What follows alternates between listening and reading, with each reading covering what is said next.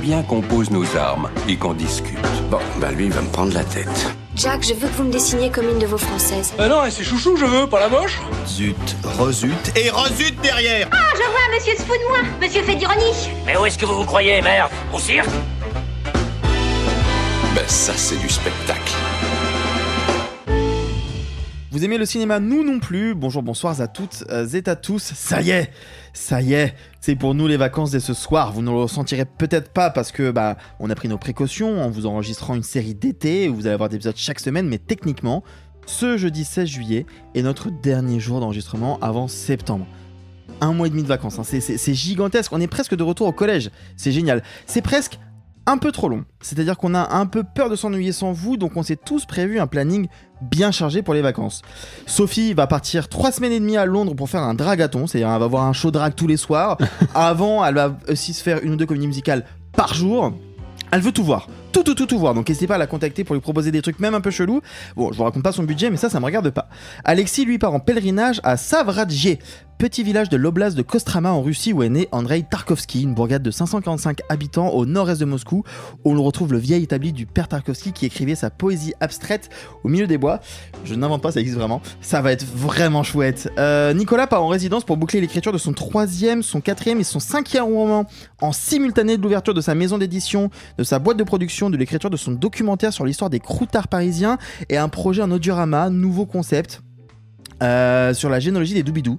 Oh, c'est fou, lui vraiment c'est une bête de travail, on lui dit c'est les vacances, faut dormir, mais il veut pas se reposer. Simon va faire le tour de France, oui, il va faire du vélo, vous avez bien entendu, maintenant il adore ça, on sait pas pourquoi, on sait pas d'où ça sort. Bon, il va pas faire toutes les distances du Tour de France, hein, ça va être beaucoup plus lent, ça va être beaucoup plus court, mais il a comme objectif de visiter toutes les tavernes de France qui proposent des plats atypiques et qui pourraient rivaliser avec le pâté aux croûtes de foie de porc au Sauternes. Alors, je crois qu'il y aura une étape dans le Périgord pour essayer la fameuse sanguette de canard, hein, la galette de sang coagulée cuite dans l'ail. Je crois qu'en Lozère, à un moment, il va essayer de tester le sac d'os. Et puis même près d'Angers, pour essayer ce qui sera sûrement son plat signature. Vous savez, ces bonbons de poitrine de porc marinés dans de la saumure puis cuits dans du saindoux, qui s'appelle littéralement le Rio. Ça ne s'invente pas.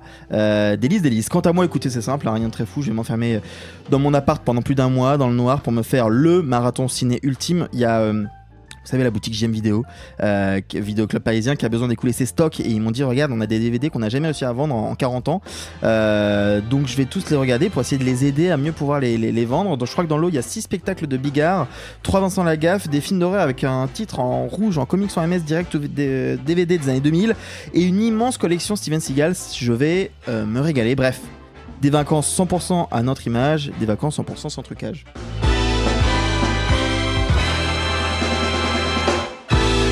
Ça dépasse tout ce que j'ai pu imaginer. Salut les amis. Hello. Ça va être bien, hein. Il y a 2 des plats que je connais déjà. Et T'as déjà goûté?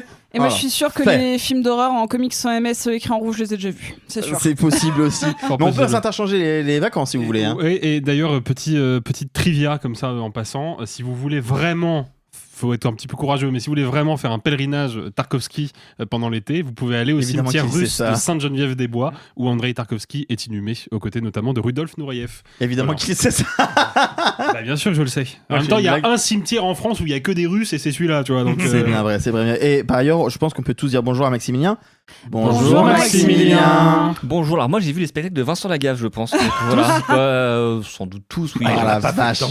Déjà, c'est peut-être ça, ou alors j'ai raté un truc et tu me passeras les DVD. De toute façon, déjà que Vincent Lagaffe va peut-être être champion du monde de football, puisque regardez la tête de l'entraîneur de l'équipe de France, de l'équipe d'Espagne de football. Vrai, bien raison. Je ne vois que Vincent Lagaffe à chaque fois et je me dis son adjoint ça doit s'appeler Bill. Les joueurs se disent mais qui est ce Bill dont tu parles à l'entraînement? J'avoue, il y a un truc. Ouais, non, mais moi ça m'éclate à chaque fois. J'avoue, il y a vraiment quelque chose. À chaque fois que je le vois, je me dis bip bip, et puis après quand t'es mené 2-0, ça non, je le fais beaucoup moins. Ouais, non mais Vincent Lagaffe, le glow-up le plus incroyable du Big Deal, la champion du monde de football. En plus beau presque. Si je peux me permettre. Plus beau. Après, sur un jet ski, on sait pas comment il est. Maximilien, moi je suis doublement ravi que tu sois parmi nous. Déjà parce que c'est pas les 3 footix de la bande en face de nous qui vont nous aider à faire notre deuil. Hein. Je sais que t'es pas avec moi. Déjà. Rapidement, on y croit, la 3ème place face à l'Angleterre ou pas? Bon, il va falloir parce qu'en fait, ça va être la sortie de Deschamps. Donc, à un moment, il faut partir à la tête haute parce que finir sur 2 défaites, dont une qui, au final, en fait, resterait anecdotique, mais qui, sur le coup, ferait assez mal parce qu'on se rend compte que finalement, les Coupes du Monde, on se souvient jamais vraiment qui est le 3e. Donc même si tu perds, on se souviendra pas, mais il y a quand même un moment où tu dis on était sur une bonne lancée, et puis après tu vois c'est un peu un festival de Cannes où tu vois que des bons films, puis le dernier film que tu vois c'est une purge. Ça m'est arrivé l'année où j'ai fini par Outrage de Kitano. Vraiment. Nous on a vu l'aventure rêvée, donc t'inquiète. Que des films sympatoches et tu fais allez dernier film, boum, voilà, tu fais voilà festival nul. Si vous avez envie qu'on lance avec Maximilien Footix sans trucage, dites-le nous. Allez, mais oui. Et vous le ferez en duo. Bien sûr. Loin. Grave. Non, je suis doublement content. Le plus beau duo depuis Dembélé et Mbappé. C'est ça. Je suis doublement ravi parce que je sais que sinon tu vas être dans mon équipe pour Nolan et j'ai pas envie d'être seul. On embrasse fort notre Nico qui a pas pu nous joindre pour sa dernière semaine, mais qui aurait vraiment aimé, et vraiment on l'embrasse. Je profite de ce petit moment d'ailleurs pour vous remercier. C'est déjà la fin de notre 4e saison. On a couvert en total plus de 1000 films. On a traité de 130 films de patrimoine. On a enregistré des heures et des heures. Parfois il faisait très chaud, parfois il faisait pas si chaud. Cette année vous avez été encore plus nombreux pour écouter nos diatribes plus ou moins argumentées. On vous remerciera jamais assez d'avoir fait de nous ce qui est actuellement le premier podcast de critique ciné de France. C'est quand même pas rien. Merci ça vous. compte énormément. Merci. Parce qu'on reste quand même 5 glandus qui parlent devant des micros dans un petit appart sans se rendre compte de la réalité derrière les chiffres qu'on reçoit chaque mois. Donc merci. Cette année, entre notre compte Letterboxd, nos newsletters, nos entretiens de plus en plus conséquents, on a essayé d'offrir plus encore de RST dans vos oreilles, mais on peut vous le dire tout de suite, la saison 2026-2027 sera encore plus généreuse en nouveautés, et avec des nouveautés conséquentes. Restez branchés et connectés, vous aurez une rentrée costaude, mais ça vous en parle à la rentrée. À la rentrée. Sans trucage. C'est ça, il a tout. Mais avec du foot. Le sens du timing. D'ailleurs, avant cette rentrée, vous avez le droit à une nouvelle saga de l'été. Tout à fait. The Summer of LOL, comme on l'appelle. Oui, tout à fait. Une saga de l'été orientée vers la Vincent comédie. Lagaffe. Alors, pas tout à fait Vincent Lagaffe. On n'a pas parlé de Vincent Lagaffe. Quoi qu'on s'en approche. Hein. Il y a 2-3 films, on s'en approche un peu, notamment dans mes films à moi. Je vous rappelle que j'ai quand même choisi Wasabi. Mais je vous dis pas dans quel contexte. Ah oui, c'est vrai. Je croyais vraiment que t'allais dire il y aura le baltringue. Non, quand même pas. Non, mais donc oui, une saga de l'été placée sous le signe de la lolance généralisée, où on va revenir sur qu'est-ce qui fonctionne en comédie chez nous, qu'est-ce qui fonctionne pas, quels sont les films qui nous font autant rire que pleurer, et j'en passe et des meilleurs, avec évidemment une nouvelle manche de Pas vu pas pris bien corsée comme il faut, spéciale comédie, qui va, je pense, pas mal vous divertir. Et j'en profite puisqu'on parle des contenus Supercast, parce que la saga de l'été, vous le savez, elle est toujours disponible en avance. Chaque épisode est disponible avec 48 heures d'avance pour les abonnés, et d'habitude c'est que pour les abonnés Josiane, qui sont donc abonnés à la formule la plus avantageuse et la plus chère. J'ai décidé en mon âme et conscience que cette année ce serait pas le cas. Tous les abonnés sans exception bénéficieront de 48 heures d'avance. Donc si vous êtes abonné, rendez-vous à partir de mercredi prochain à raison d'un épisode toutes les semaines jusqu'à la fin du mois d'août. Si vous n'êtes pas abonné, ce sera le vendredi.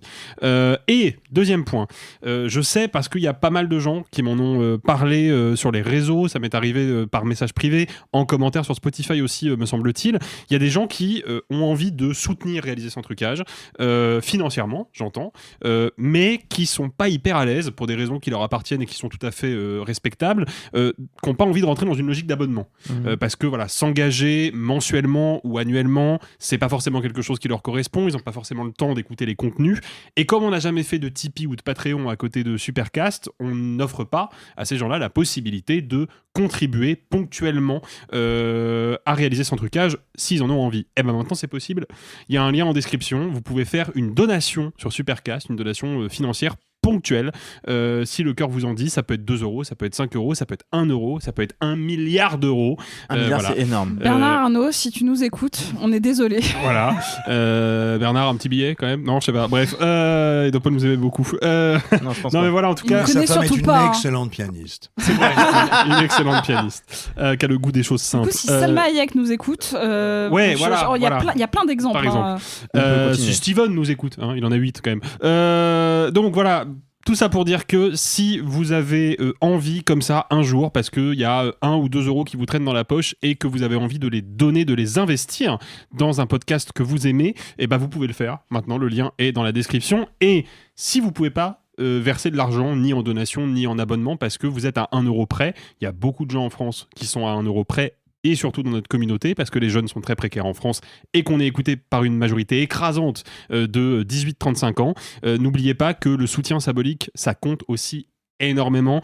Nous suivre sur les réseaux sociaux, liker nos publications, repartager nos épisodes, en parler autour de vous. Nous noter sur les applications de podcast. Voilà, c'est déjà énorme comme soutien, parce que vous, tout seul, ça pèse pas grand-chose, mais vous n'êêtes pas tout seul sur Instagram, vous êtes bientôt 13 000 à nous suivre, donc on commence à avoir une communauté sacrément soudée et sacrément réactive. Donc voilà, je vous le dis, je sais qu'il y a des gens, moi-même je pourrais être dans cette situation, je sais qu'il y a des gens qui culpabilisent de ne pas pouvoir mettre 1 ou 2 euros dans la trésorerie du podcast qu'ils aiment. C'est pas grave, vraiment c'est pas grave. Non, vraiment c'est pas grave, je suis d'accord. Vous pouvez nous soutenir gratuitement et d'une façon qui est vraiment, encore une fois je le dis, importante pour nous, qui est gratifiante et qui nous aide au quotidien à aller de l'avant, parce que c'est quand même compliqué de tenir la barque d'un média indépendant, c'est pas chose facile. Voilà, donc si vous avez envie de nous soutenir, il y a plein de façons de le faire, financièrement ou non, et vous le faites déjà en vrai. Donc merci. Si vous êtes milliardaire, n'hésitez pas non plus. Oui, voilà. Après, et puis on vous en veut pas d'avoir pas de sous, mais à minima, vous parlez de nous à vos parents ou à votre banquier. Oui, voilà, par exemple. Voilà, par très bien. Non, mais blague à part, sur ce que vient de dire Alexis, le fait de nous soutenir, surveillez vraiment notre rentrée 2026-2027. On va avoir besoin aussi de votre soutien et de votre écoute attentive sur pas mal de nouvelles petites choses. Wink wink. Wink wink. Pour nos Josiane, d'ailleurs, Alexis, un dernier épisode abonné, avant que vous puissiez... Donc, ils vont avoir un épisode actu, un épisode patrimoine, et en même temps, derrière, ça enchaîne. Alors l'épisode, attention, l'épisode abonné est déjà sorti, je sais, mais bon. Tu voulais nous faire un dernier épisode abonné avant les vacances qui aura un petit goût de claustrophobie.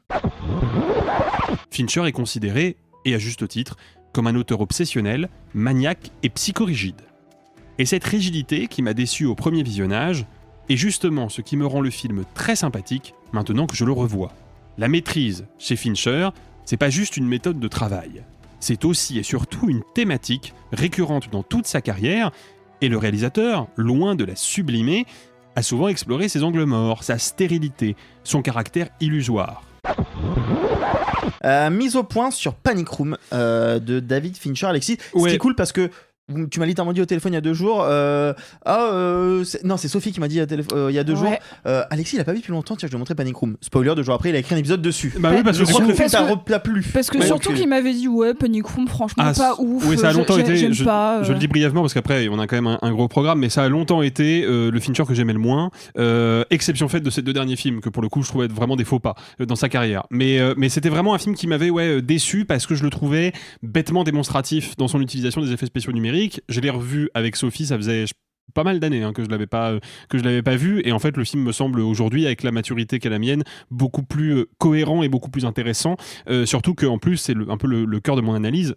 Quelque part, c'est un film post-11 septembre, et d'une façon qui est beaucoup plus prégnante qu'on ne pourrait le penser de prime abord, et c'est ce que je développe dans cet épisode. J'ai hâte d'écouter ça. Allez, au programme cette semaine, on commence aux vacances un peu plus tôt, non ? Ça vous dit ? On va faire un petit tour du monde ?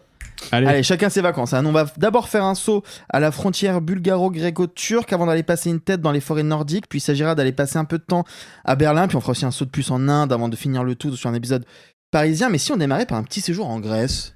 Allez.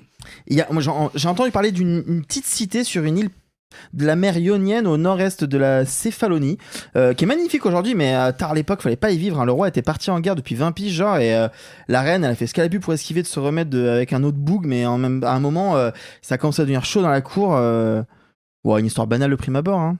Mais que diable Christopher Nolan est allé faire dans cette galère ?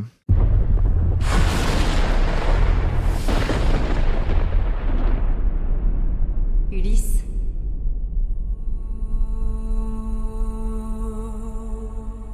Tu ne veux pas te souvenir ? L'Odyssée de Christopher Nolan avec Matt Damon, Anne Hathaway, Tom Holland, Charlize Theron, Robert Pattinson, Zendaya, John Bernthal, Lupita Nyong'o, Elliot Page, Mia Goth et même Travis Scott en barde. Je vous jure que c'est vrai pour les gens qui l'ont pas vu, on le voit 2 fois, mais il y a Travis Scott en barde. Et on l'entend dans le générique de fin aussi. Oui, mais il était, par ailleurs, anecdote, il est là parce qu'il était déjà dans le générique de fin de Tenet. Voilà. Nolan a envie de parler aux Jones, visiblement. Écoute, moi ça me plaît. Mini tour de table pour commencer. Parce que je pense que pour les gens qui nous écoutent, ça nous permettrait de savoir d'où on part.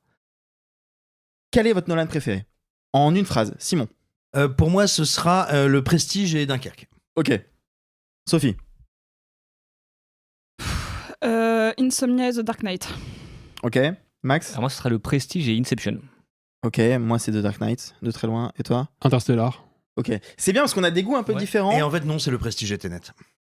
Alors Simon. Alors, Tenet, qui est un film que plus je vois, plus j'apprécie, parce qu'il y a un truc moi qui me fascine dans ce film malgré ses défauts complètement évidents. Voilà. Donc, en fait, c'est un film qui dans 2 ans, ça se trouve en fait est au même niveau que. C'est l'exacte raison pour laquelle je. Voilà. Je vous pose cette question-là parce que je pense que c'est pas mal pour les gens qui nous écoutent de se positionner, de se dire en fait, si j'ai aimé tel film, est-ce que je vais avoir ce ressenti-là ou pas? Parce que Nolan, c'est quand même malgré tout un univers un peu complet. Est-ce que j'ai le droit de dire que fondamentalement, j'en aime quasiment aucun ou pas? Tu vas nous en citer 2. Oui, que j'apprécie. Qui sont probablement les 2 seuls. Ouais, à de peu de choses ouf. près, hein. Donc, Surtout parce que t'en as demandé 2. Bah ouais. Donc, vous avez bien compris que Sophie n'aime pas trop Nolan. Et bah tiens, tu sais quoi, c'est toi qui as commencé par le petit premier tour de table. On fait un premier tour rapide en quelques phrases. L'Odyssée. Alors, je déteste moins que Tenet parce que il y a quelques incursions fantastiques qui me séduisent beaucoup. C'est les seuls trucs du film qui me séduisent. C'est-à-dire qu'elles me séduisent beaucoup. Hein. C'est-à-dire que le passage avec Circé, le passage près du Styx. Faut savoir que je connais quand même bien l'Odyssée. Je viens de la littérature classique. C'est un univers que je connais. Je trouve que son interprétation purement cinématographique et de mise en scène des moments fantastiques qu'il a choisi de sélectionner dans l'Odyssée sont très intéressants. Il n'empêche que pour le reste, je trouve que ce soit en termes de mise en scène ou de dilatation du temps ou d'utilisation tout simplement de la profondeur de champ, comme d'habitude, Nolan me perd et surtout il faut arrêter qu'il fasse des films de 3 heures montés comme des bandes annonces. Ça va trop vite, je suis désolée. Alexis ? Bah moi de toute façon Nolan et moi on s'est beaucoup aimé fut un temps, mais on est en situation de rupture depuis Dunkerque parce que depuis Dunkerque compris et Dunkerque a été une douche froide terrible parce que depuis Dunkerque inclus, à mon sens, Nolan est prisonnier d'une approche du cinéma qui est strictement conceptuelle, et le problème c'est que je trouve pas ces concepts particulièrement intéressants depuis ce film-là, et 2, ce sont des concepts qui pour moi opèrent à un degré strictement théorique et scénaristique, mais qui ne s'incarnent pas dans le récit, dans la mise en scène et dans l'émotion. Je vous mets au défi, si on retire les cartons de texte de Dunkerque qui t'indiquent les écarts de temporalité entre les différentes strates du récit, je vous mets au défi de ressentir ces écarts-là. On ne les ressent pas en fait, et ça ne nourrit pas émotionnellement le film. Et il en est à mon sens de la même chose de l'Odyssée, c'est-à-dire qu'il y a un énorme problème de structure dans le sens où à nouveau Nolan nous raconte en montage alterné 2 moments de vie qui ne se sont pas déroulés en montage alterné, puisque en termes de temporalité ça matche pas. Quelques années du côté de Pénélope, 20 ans du côté d'Ulysse, et en fait on ressent jamais le temps dans le film, on ne ressent jamais la durée extrême de l'Odyssée d'Ulysse. Et comme l'a dit Sophie, moi je la rejoins là-dessus, il y a un automatisme, un systématisme du montage musical chez Nolan qui confine vraiment à l'obsession maladive. C'est toujours le même tempo, c'est toujours le même espèce de gloubi-boulga de séquences qui n'ont jamais vraiment de début, jamais vraiment de fin, et en fait c'est un film qui je trouve manque cruellement de consistance quoi, et de vie. Ça vit pas beaucoup quoi. Je suis pas d'accord avec toi sur certains des points que tu viens de dire, mais c'est pas grave, on va débattre. On est là pour ça. Simon, rapidement. Parce que toi, pour le coup, je sais même pas ce que t'en as pensé pour de vrai. Moi, je l'ai découvert il y a quelques heures. Je ne redoutais ni n'attendais le film, tout simplement parce que ça fait maintenant quelques fois que Nolan me surprend, tantôt en bien, tantôt en mal. Donc, je suis resté évidemment, j'ai envie de dire par hygiène mentale, assez loin de toutes les polémiques qui ont émaillé la promotion du film, notamment son casting. Non, moi j'étais finalement assez curieux de voir le film parce qu'il y a quand même pas grand monde, pas si fréquemment, qui se frotte à un récit matriciel tel que peut l'être l'Odyssée, enfin plutôt l'Iliade et l'Odyssée. Enfin voilà, c'est quand même une ambition démente, le type de projet. C'est un peu le GTA 6 du cinéma, quoi. On n'est pas sûr qu'on va en revoir un comme ça avant très longtemps. Non, et puis je le dis sans plaisanter. Bien quoi. sûr. C'est vraiment quoi qu'on pense de Nolan, un momentum de pop culture comme on n'en a pas si fréquemment. Donc j'étais très curieux de le voir.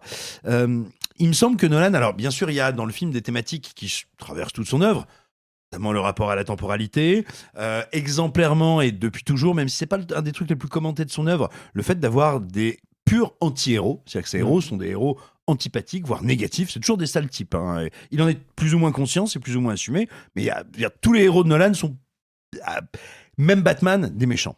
Bien sûr. Puis, il y a un autre truc, et ça c'est un truc que Nolan ne réussit pas toujours, c'est comment est-ce qu'il va se frotter au merveilleux.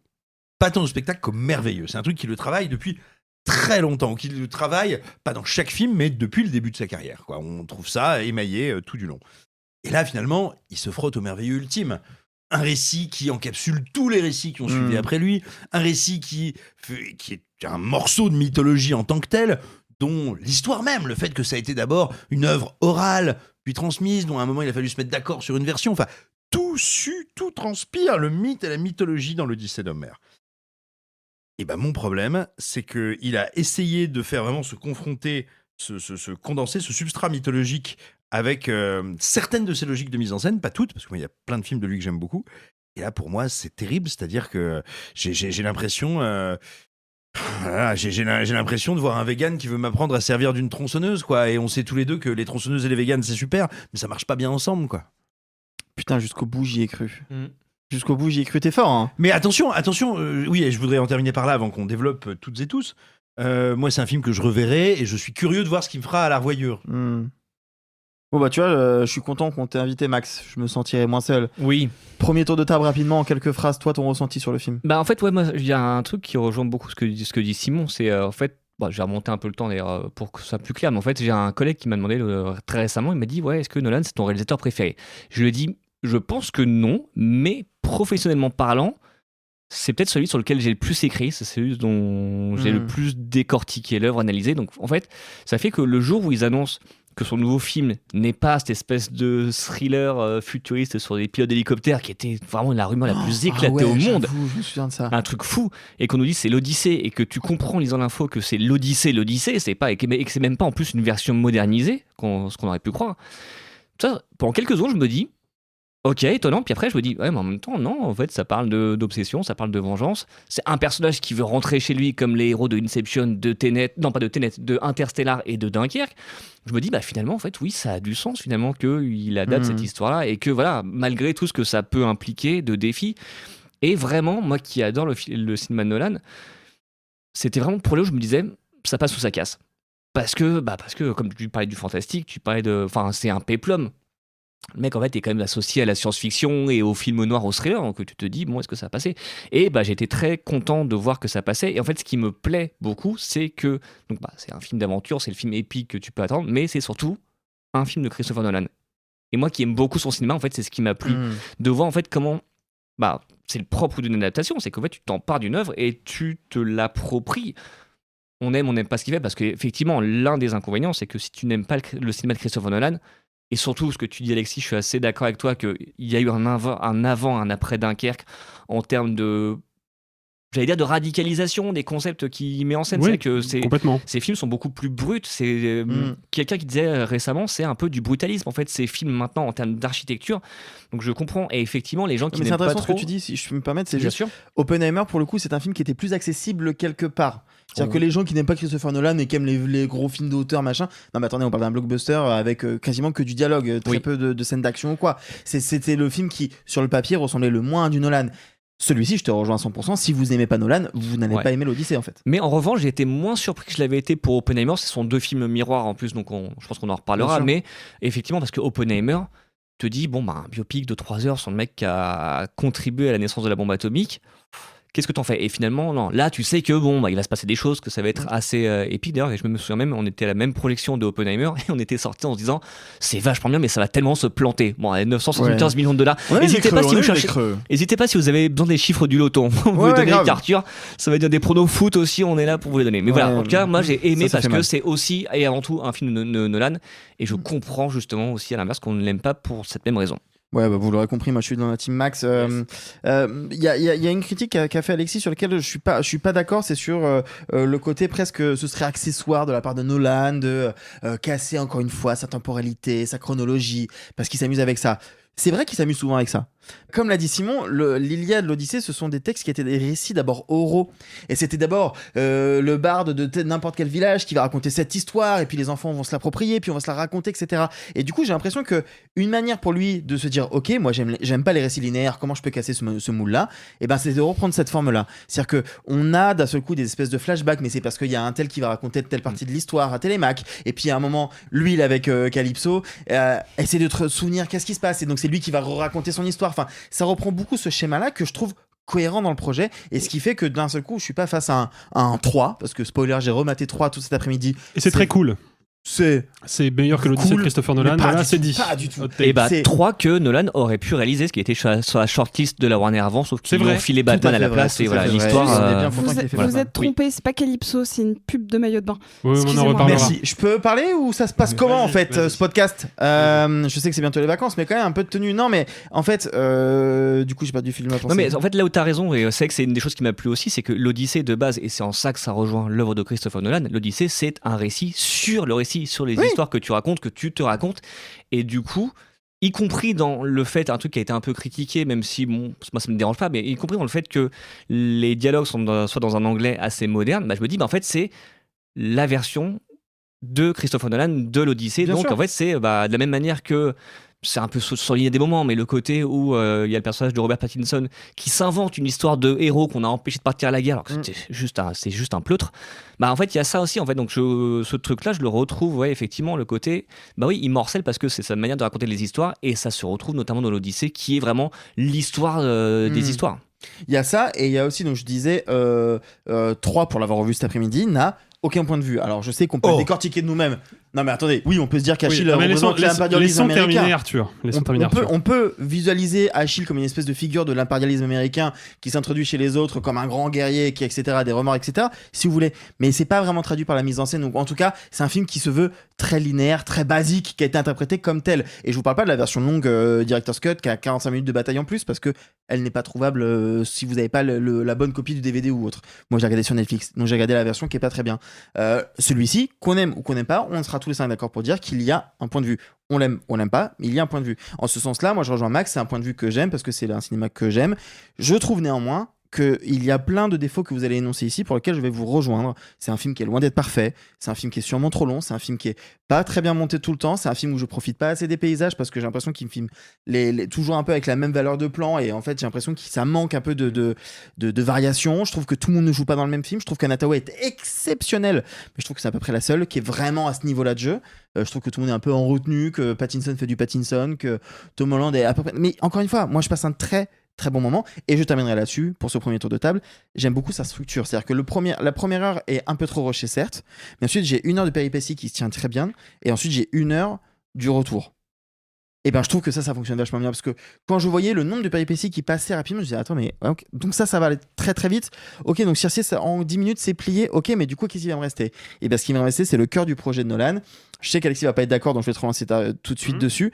De casser la figure du héros parce que en une phrase et demie, le Ulysse de Nolan, c'est quelqu'un qui regrette profondément l'invention de son cheval de Troie parce qu'il a brisé le pacte de Zeus. Ou le pacte de Zeus, c'est que normalement on accueille un peu tout le monde chez soi et sans aucune velléité. Et lui, il a introduit l'ennemi à Troie et il s'en veut énormément. Et du coup, il y a un peu ce truc de, on se rend compte que la guerre, ça brise. Ça paraît facile dit comme ça, mais pour le coup, il y a cette figure-là. Et ce dernier acte, pour moi, il tranche sur ce point-là et je le trouve très pertinent. Je pense qu'on le creusera un peu avec Max ce point-là. Toi Alexis, je sais que sur ce point tu n'es pas d'accord. C'est pas que je suis pas d'accord, je suis effectivement d'accord avec ça. C'est vrai que Ulysse est un personnage comme le disait Simon, de héros négatif, d'anti-héros qui est confronté par la force des choses aux conséquences de ses actions. Là où mon avis diffère du tien, c'est que ça n'est pas l'invention de Nolan, c'est très littéralement l'Odyssée d'Homère. Mais très littéralement. C'est quoi l'incipit de l'Odyssée d'Homère? C'est que précisément après le saccage de Troie et le massacre de sa population, qui est l'acte final de l'Iliade, le récit qui précède l'Odyssée, Ulysse est puni, précisément pour ce subterfuge du cheval de Troie.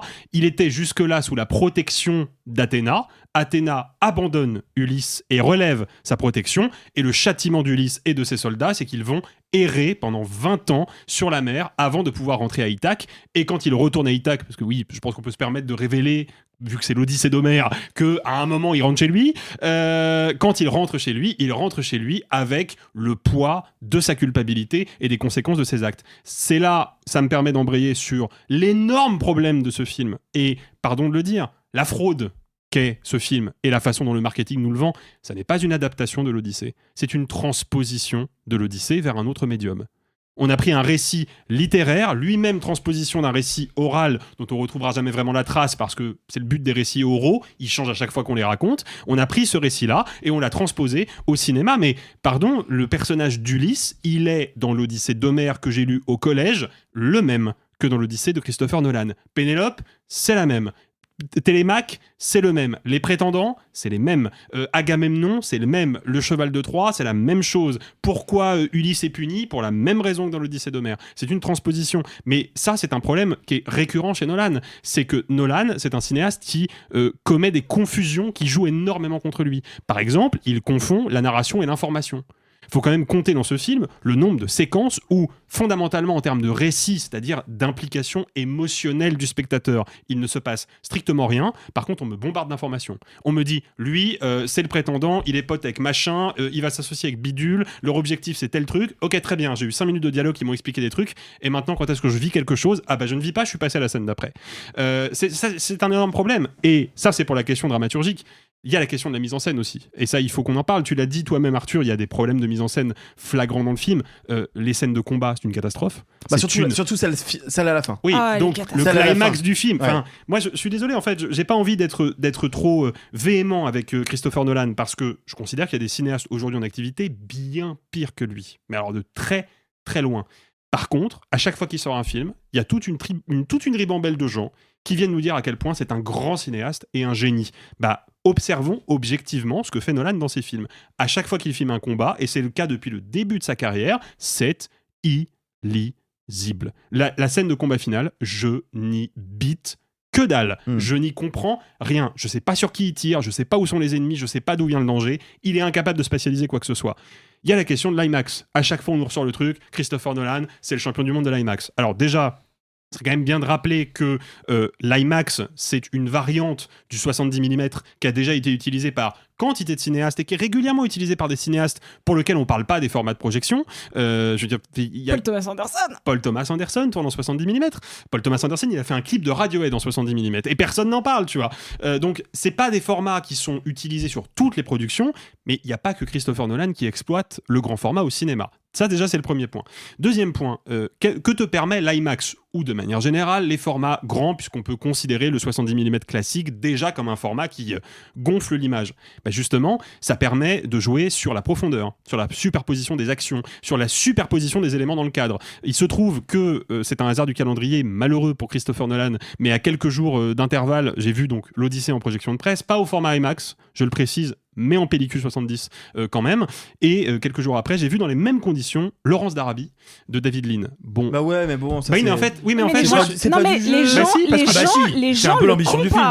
Je suis spectateur dans un monde où les films de David Lean existent. Dans un monde où les films de David Lean existent, Christopher Nolan, désolé, j'en ai rien à foutre. Je le dis clairement, j'en ai rien à foutre. Le mec me sort un film intégralement tourné en IMAX, le premier intégralement tourné en IMAX de toute sa carrière. On fait toute une campagne promo dessus. La moitié du film, c'est des champs contre champs filmés à la longue focale. Quel est le principe de la longue focale ? Ça crée du flou. Du coup, on voit pas les arrière-plans. Donc l'IMAX ne sert littéralement à rien, puisque la fonction première de l'IMAX, c'est justement de capter dans le même cadre un gros plan et un arrière-plan d'ensemble derrière. C'est-à-dire, c'est pas rien de le souligner, et c'est pas une opinion. Ça, je le dis pour les gens qui nous écoutent, et je sais que je vais me faire taper sur les doigts de toute façon. C'est pas une opinion, c'est objectif. C'est une réalité objective. J'ai vu le film, et en mettant tout jugement de valeur de côté, je regarde le film, 50% des plans que je vois sont tournés en longue focale et sont flous. C'est un problème, parce que ça veut dire que Nolan confond, encore une fois, c'est de la confusion à mon sens, il confond le simple fait de mobiliser un format qui va faire un peu jaser et le fait d'utiliser ce format à des fins créatives, esthétiques et narratives. Et c'est un problème. Simon. Oui, et moi je voudrais enchaîner à partir de là, parce que je suis d'accord avec ce que tu viens de dire, Alexis, et ça a une autre conséquence. Alors, il faut être juste, qui n'est pas qu'un problème de Nolan, qui est un problème de beaucoup de ces films, vous savez, qui sont exploités simultanément et puis conçus, produits, ou plutôt post-produits pour certains, afin d'être exploités, j'ai envie de dire, sur le réseau de salles classiques et en IMAX ou sur des giga gros écrans. C'est que ça devient des films sans format. C'est-à-dire qu'on les tourne de manière à ce qu'en gros l'action elle soit à peu près au centre, à ce qu'il se passe rien de trop sur les côtés pour qu'on perde pas le truc. Et alors attention, hein, le film dont on parle, l'Odyssée, n'est pas le pire exemple en la matière, il faut pas déconner. Mais néanmoins, il y a plein de moments où il y a des qualités de cinématographie évidentes, il y a des qualités de travail accompli, quoi, tout simplement, qui sont remarquables. Et pour autant, je trouve que ça manque d'énergie, de vie, de peps, parce que l'enjeu central, c'est de tourner une image qui va pouvoir être utilisée dans les salles classiques et en IMAX. Et ça amoindrit beaucoup le film. Je le répète, il n'est pas le seul à avoir ce problème, loin s'en faut. Mais pour moi, c'est un truc que je note de plus en plus souvent, peut-être parce que ça fait de plus en plus longtemps que ça dure. Moi, j'ai un vrai problème avec l'imaginaire, c'est-à-dire que quelque part, moi je crois que j'aurais plus accepté que Nolan me dise je vais faire l'Odyssée nolanienne, c'est-à-dire que je vais trouver un moyen de pas vraiment traiter le merveilleux ou de faire autre chose que du fantastique. Là, le problème, c'est que le film ne recule pas devant le fantastique, on est dans un univers surnaturel. Le carton de texte du début, quoi. Oui. Dans un monde en apparence magique, tout est dit, quoi. Oui, voilà. Mais je veux dire, il y a des personnages surnaturels, il y a des géants qui sont grands, il y a des trompes d'éléphants qui sortent d'un rocher. C'est le titre de ma sextape. Mais à côté de ça, tu as Calypso ou mon Dieu, ou Zendaya. Athéna. Merci. Ou Athéna. Je peux pas m'empêcher de voir Charlize Theron qui est très jolie et Zendaya qui est très jolie. Alors je suis hétéro donc ça va, mais tu vois, je vois pas T'inquiète, laisse-moi le féminin pour plus tard. Non mais bien sûr. Puis je sais qu'il y en a à dire sur le féminin chez Christopher Nolan, mais je vois pas des déités à aucun moment. Et c'est pas pour dire qu'elle serait mauvaise ou que tout serait acheté. Encore une fois, je veux pas. Et donc je me dis tiens, c'est marrant. J'ai pas cette, on va dire, cette émotion du merveilleux. Et là, pour moi, il y a un truc qui est flagrant dans le film, qui est terrible. C'est le bateau. On y passe du temps dans le bateau. Mais c'est normal, parce qu'il en fait du bateau, Ulysse, avec ses copains. Et alors, j'ai failli troller le bateau sur son côté un peu dracard du pauvre, mais en fait, on s'en fout. C'est des considérations plastiques. Il y a des gens qui le trouveront magnifique, d'autres moins. Oui. Ça n'a pas grande valeur. Mais néanmoins... ça m'a rappelé ce truc dans Tenet qu'à l'époque j'avais pris pour du génie et rétrospectivement je me dis qu'il a peut-être pas fait exprès, c'est que Tenet à un moment il y a un enchaînement que je trouve génial. C'était pendant toute la promo on nous avait dit il a filmé un vrai crash d'avion et donc t'avais cette séquence avec l'avion qui rentre dans un bâtiment. Et c'est une séquence toute pourrie. Oui. Il n'y a pas d'impact, c'est pas spectaculaire, il n'y a pas de rythme, les plans sont pas composés. Les minimes, c'est pas... Voilà, mais vraiment, c'est incroyablement décevant. Sauf que 15 secondes après, tu as ce fameux combat en avant, en arrière, qui lui est un des trucs les plus spectaculaires que tu as vu de ta vie au cinéma. Tout d'un coup, tu disais, ok, il a compris que lui, c'est comme ça qu'il faisait du spectacle. Et ça, je trouvais cet enchaînement génial. Là, il me filme le bateau pareil, genre, j'ai fait un vrai bateau. Oui, Christopher, je vois, c'est un vrai bateau, on est vraiment mouillé. Oui, mais comment tu vas le filmer? Bon, bien, faut qu'on voit bien, au milieu de l'écran, l'eau, c'est de la vraie eau. Ouais, mais c'est-à-dire que, moi j'ai déjà été dans l'eau, c'est mouillé, en plus c'est la mer, ça pique parce qu'il y a du sel. Ah c'est vrai, hein. Oui, c'est vrai. Et si tu veux, ça annihile beaucoup de, moi, du plaisir et de l'excitation que j'ai devant le film. Et pour en terminer là-dessus sur l'émotion, il en va aussi de la mort d'Argos. Alors, rassurez-vous, c'est pareil, l'Odyssée d'Homère, c'est vieux, c'est en gros le chien d'Ulysse meurt d'émotion en retrouvant son maître. C'est une idée super belle, c'est super simple. Enfin, je veux dire, que t'aies un chat, un chien, une souris, un rat ou rien...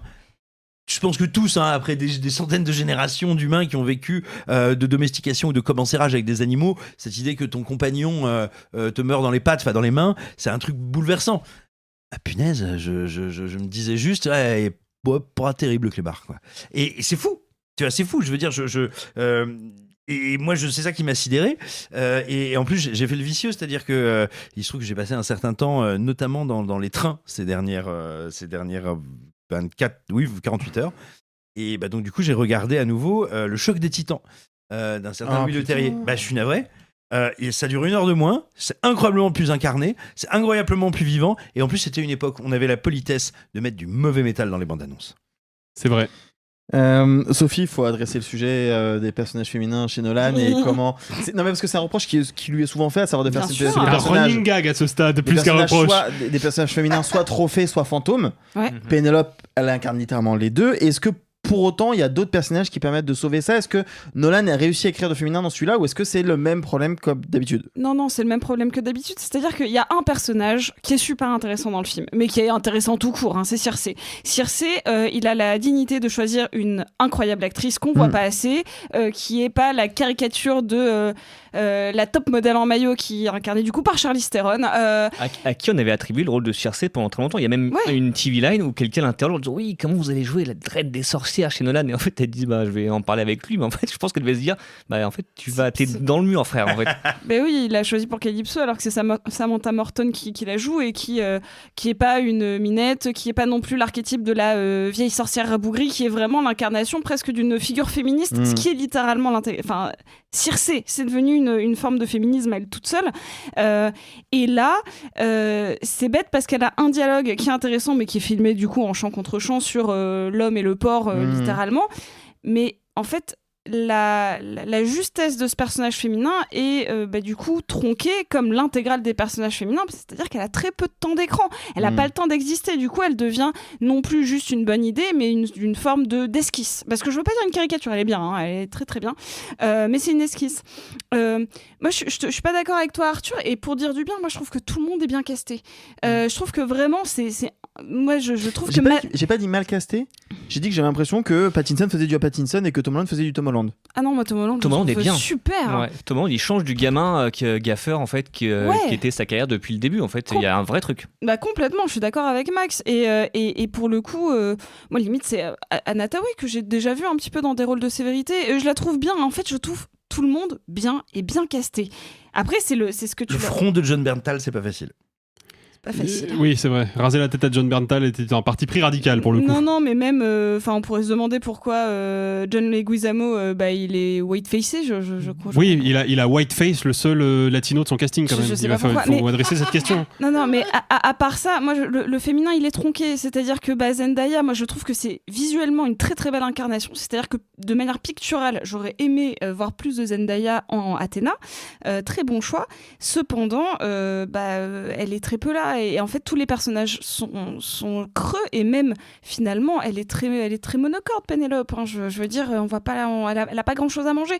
Et pour caractériser, si vous me suivez sur les réseaux sociaux, moi je suis sortie très énervée, et sachez que ça n'a pas affecté ma note. Hein. C'est vraiment un truc de nerd, mais je peux pas ne pas le dire à ce micro.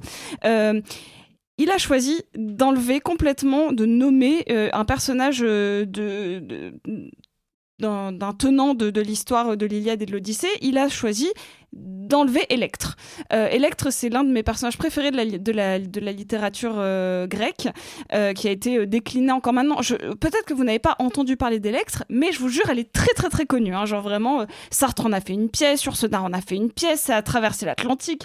Il y a eu des tonnes et des tonnes d'adaptations. Pour vous dire, on parle souvent du complexe d'Oedipe, mais il existe aussi le complexe d'Électre, qui est littéralement l'inverse. C'est quand une petite fille est amoureuse de son papa.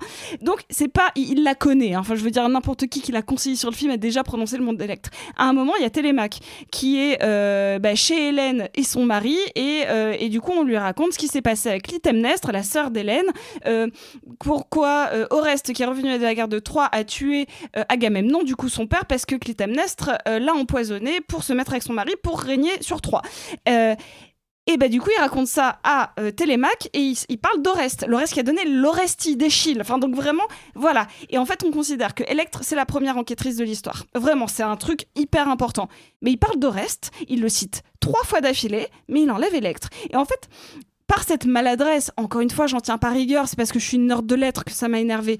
Mais pourquoi c'est symptomatique d'une certaine manière ? C'est qu'il accorde d'importance au féminin. Le féminin est accessoire chez Nolan. Il ne le caractérise pas, il ne l'incarne pas, il ne lui donne jamais autant d'importance qu'au masculin. C'est bête, hein. Je veux dire, mon exemple est débile et j'en ai conscience. C'est un truc qui n'a affecté sans doute que moi dans toutes les salles. Mais pour moi, c'est parce qu'il est le symptôme de... Il a des personnages féminins qui pourraient faire exister dans littéralement tous ses films. Calypso, faire de Calypso une espèce de pub de maillot de bain, c'est indigne. Alors que, par exemple, et ça j'en suis ravie, le traitement qu'il fait du personnage d'Elliot Page... C'est magnifique, parce qu'il lui donne du corps en littéralement très peu de répliques et très peu de temps d'écran. Pourquoi il ne fait pas la même chose avec Calypso ? Pourquoi il ne fait pas la même chose avec Athéna ? Pourquoi, en fait, c'est finalement... le personnage utile, quoi. Oui, c'est ça. Et donc, check. Et donc, encore une fois, la seule qui l'intéresse, c'est Circé, parce qu'elle a la scène la plus intéressante et la scène la plus fantastique et la plus réussie techniquement. Mais fondamentalement, si on analyse son dialogue, il est très succinct. C'est des hommes parce que, bon, certes, ils m'ont pas volé mes denrées ou quoi que ce soit, mais c'est des porcs. Et ça sera toujours des porcs. Au final, c'est juste une petite ligne.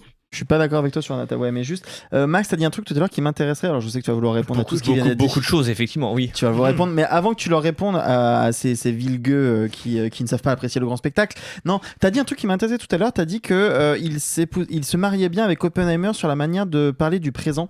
Est-ce que je peux t'entendre un peu là-dessus sur comment tu trouves que l'Odyssée de Nolan parle de notre époque actuelle?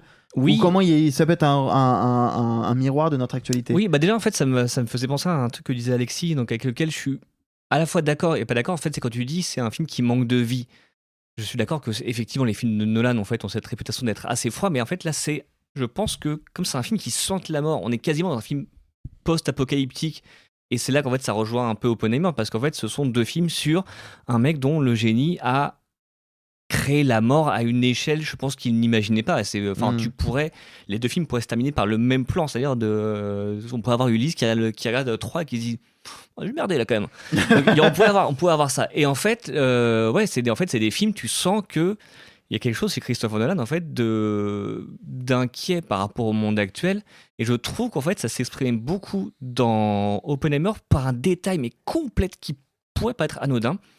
Je sais pas si vous vous souvenez en fait de cette scène où, après la vraie explosion atomique donc sur Hiroshima, donc que Oppenheimer apprend à la radio comme Matt Damon et tout ça. En fait, il y a cette scène en fait où il fait un discours et en fait il a des flashs en fait de gens qui voient comme la peau commencer à fondre. Dans les figurants qu'on voit très bien, il y a la fille de Christopher Nolan. Et là en fait je me suis dit, ok, donc en fait l'un des tropes de Christopher Nolan en fait qui rejoint vachement ce que dit Sophie. Je vais pas dire à qui ça se rapporte dans l'Odyssée, mais c'est cette idée de la dead wife in the Freed, c'est-à-dire que les héros masculins chez Nolan sont très souvent motivés par le fait de sauver une femme ou venger une femme qui est décédée. Ça, c'est vrai qu'on peut pas lui enlever, c'est un truc qui revient sans cesse, c'est son petit péché mignon, son petit talon d'Achille, d'ailleurs on pourrait me dire, c'est peut-être le seul film où on va pouvoir le faire. Exactement, bien sûr, je serai au théâtre des 2 ânes dès la semaine prochaine, c'est ça mes vacances moi. Donc voilà, il y a ce côté, en fait, Christopher Nolan, tu sens que derrière ce truc-là, derrière ce trope qui est un cliché qu'il a du mal à faire évoluer, en fait, il y a peut-être cette peur en fait, de perdre sa famille.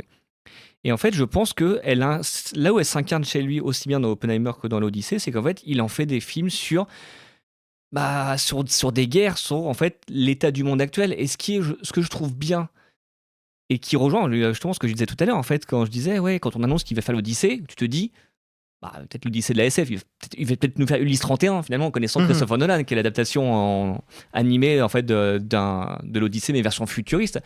Et en fait, non, il le fait en gardant l'époque, mais justement en ayant un œil tourné vers nous. En fait, c'est que je trouve que ça marche mieux en faisant ce parallèle qu'en disant je vais le moderniser pour que les gens comprennent bien à quel point l'Odyssée est un récit intemporel.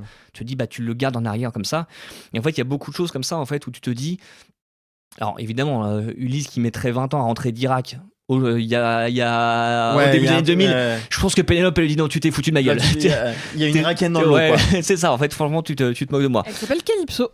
Voilà, exactement. Désolé, mais voilà, mais en fait, s'il y a un côté en fait, où j'aime bien en fait, ce côté où il dresse des parallèles avec notre présent en regardant le passé à travers ces personnages qui sont les architectes de leur propre malheur, potentiellement de la perte du monde, et qu'en fait, tu sens qu'il y a.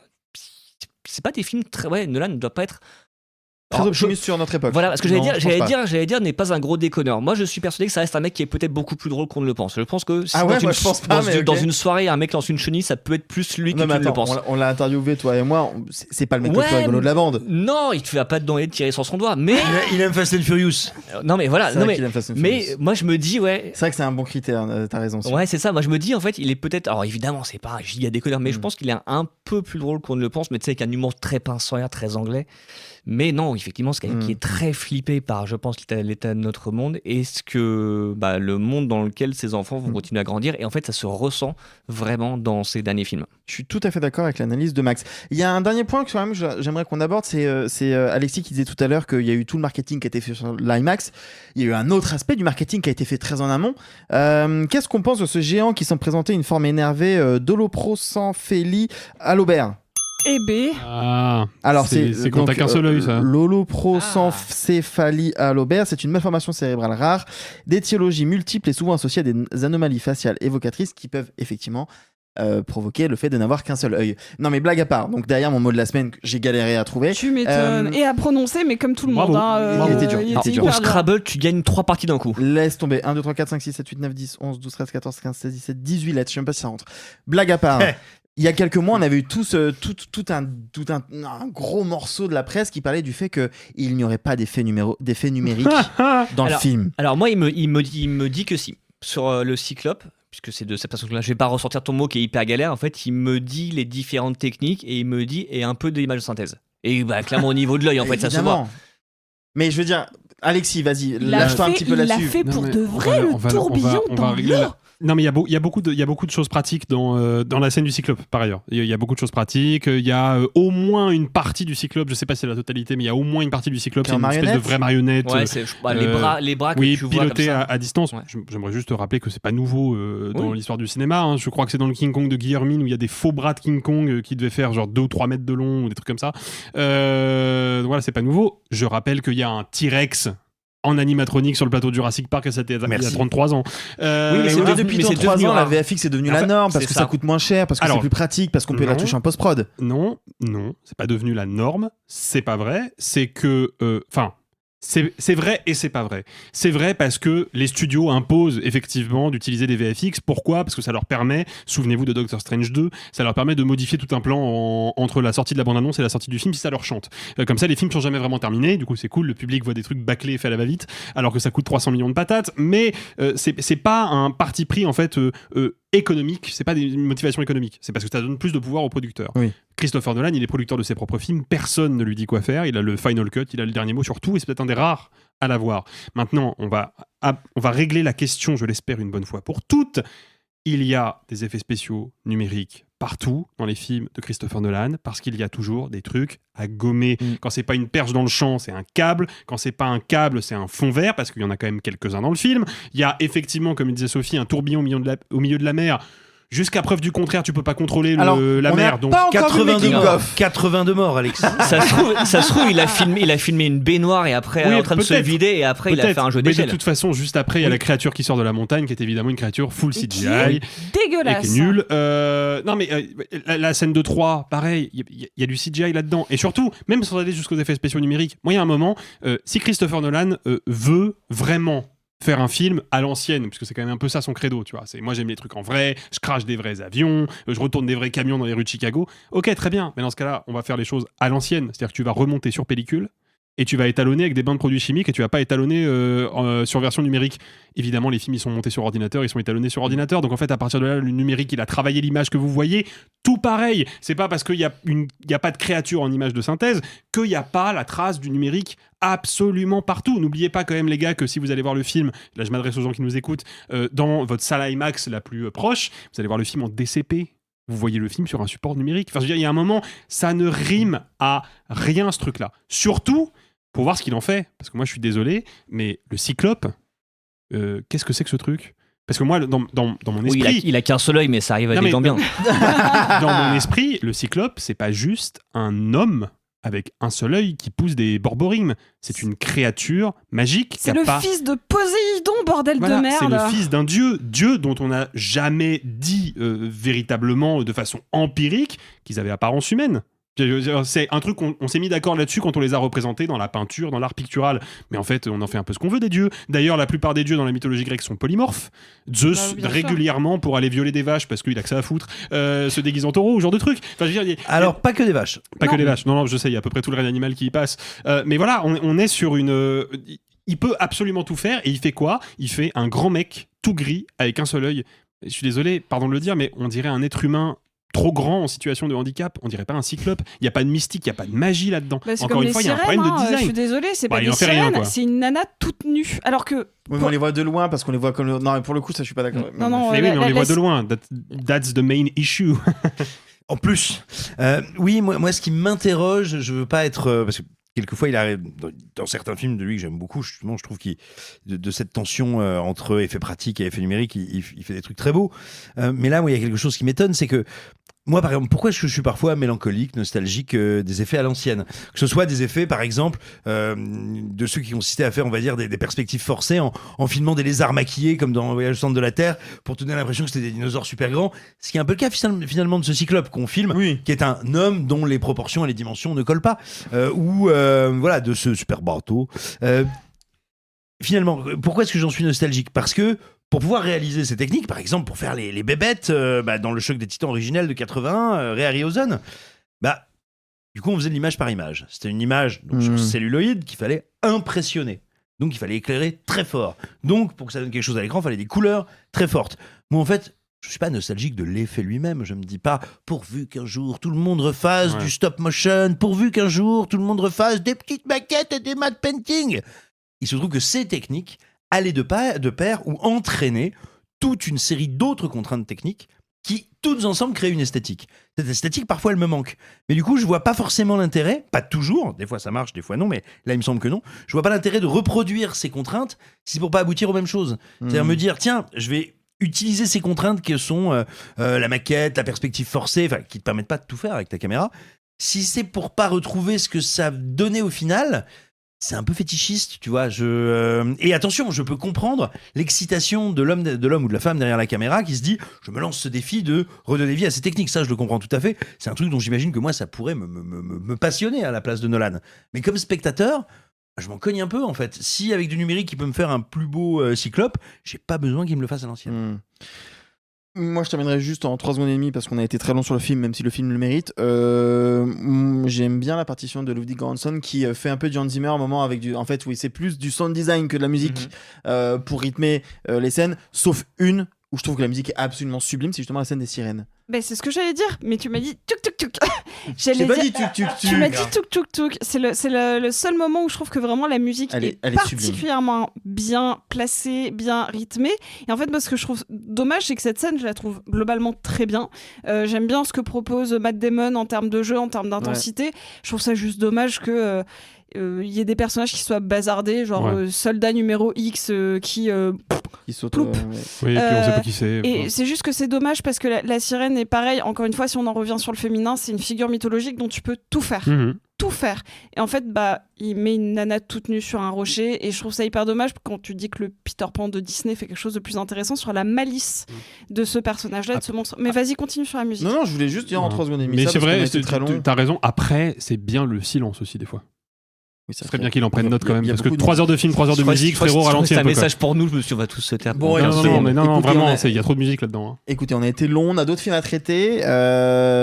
L'Odyssée de Christopher Nolan, avec trop plein de gens, j'ai la flemme. Allez le voir, dites-nous ce que vous avez pensé, dites-nous dans quel team vous êtes, dites-nous si votre Nolan préféré, et puis dites-nous si vous êtes donc faire pleurer le Cyclope ou se faire un bon vieux 5 contre 1.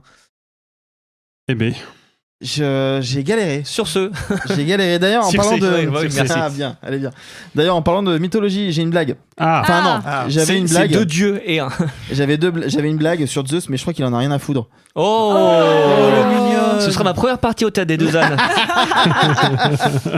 La semaine dernière, je vous ai fait la blague de lire le synopsis d'Allociné, No Shade the Max. C'est pas moi qui les écris, ça peut être rassurant. Cette semaine, je vous propose le synopsis Wikipédia. Oula. L'archéologue Veska travaille dans la région frontalière entre la Bulgarie, la Grèce et la Turquie. Un jour, elle rencontre Saïd, qui l'aide lors des fouilles. Cette vieille connaissance de Veska espère faire une bonne affaire en se livrant à la contrebande d'essence à la frontière entre la Turquie et la Bulgarie. Avant même que l'affaire ne soit conclue, Saïd disparaît dans des circonstances inexpliquées. Sans hésiter, Veska et ses amis s'emparent de l'essence laissée sur place. Ce faisant, les femmes viennent contrarier les intérêts des parrains mafieux rivaux. Veska est quant à elle confrontée à des souvenirs refoulés ainsi qu'à ses propres désirs. Le ton laisse penser à un autre film que celui dont tu vas parler. C'est très étrange. Ouais. En vrai, ça a de la gueule comme pitch. Avec cette voix en plus. Pas mal. Non. C'est pas du tout le film.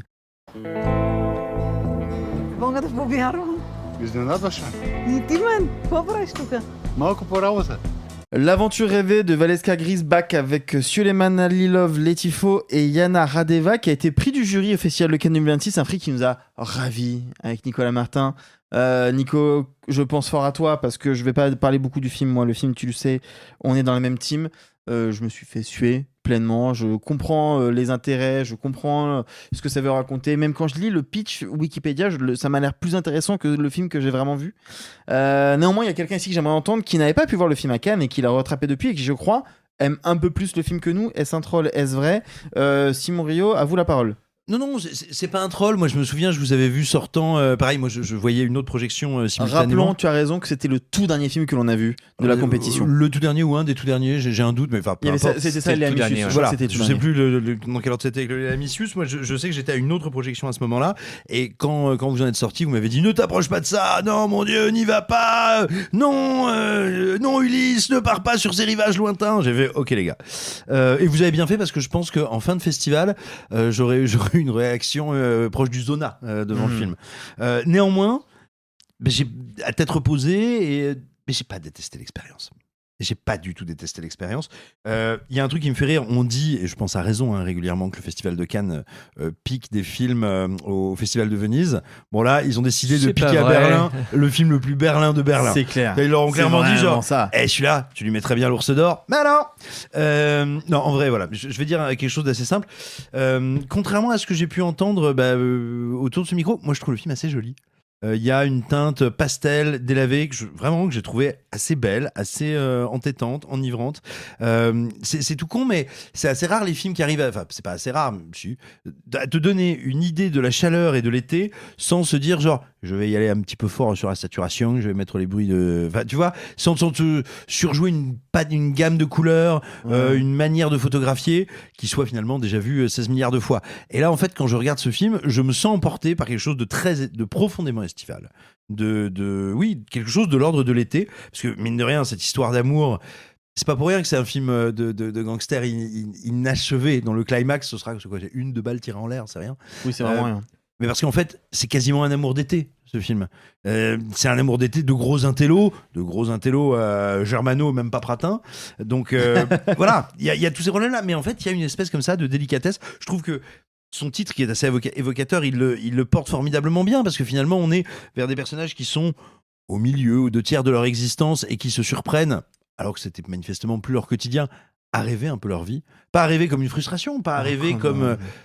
Bah si, bien sûr que si. Bah attends, c'est elle tout à coup qui retombe sur un amour de jeunesse. Leurs vies sont quasiment restées immobiles. Elle est restée une espèce de chercheuse dont on sent que elle met le contenu de caisse dans des fouilles, mais ça l'intéresse pas.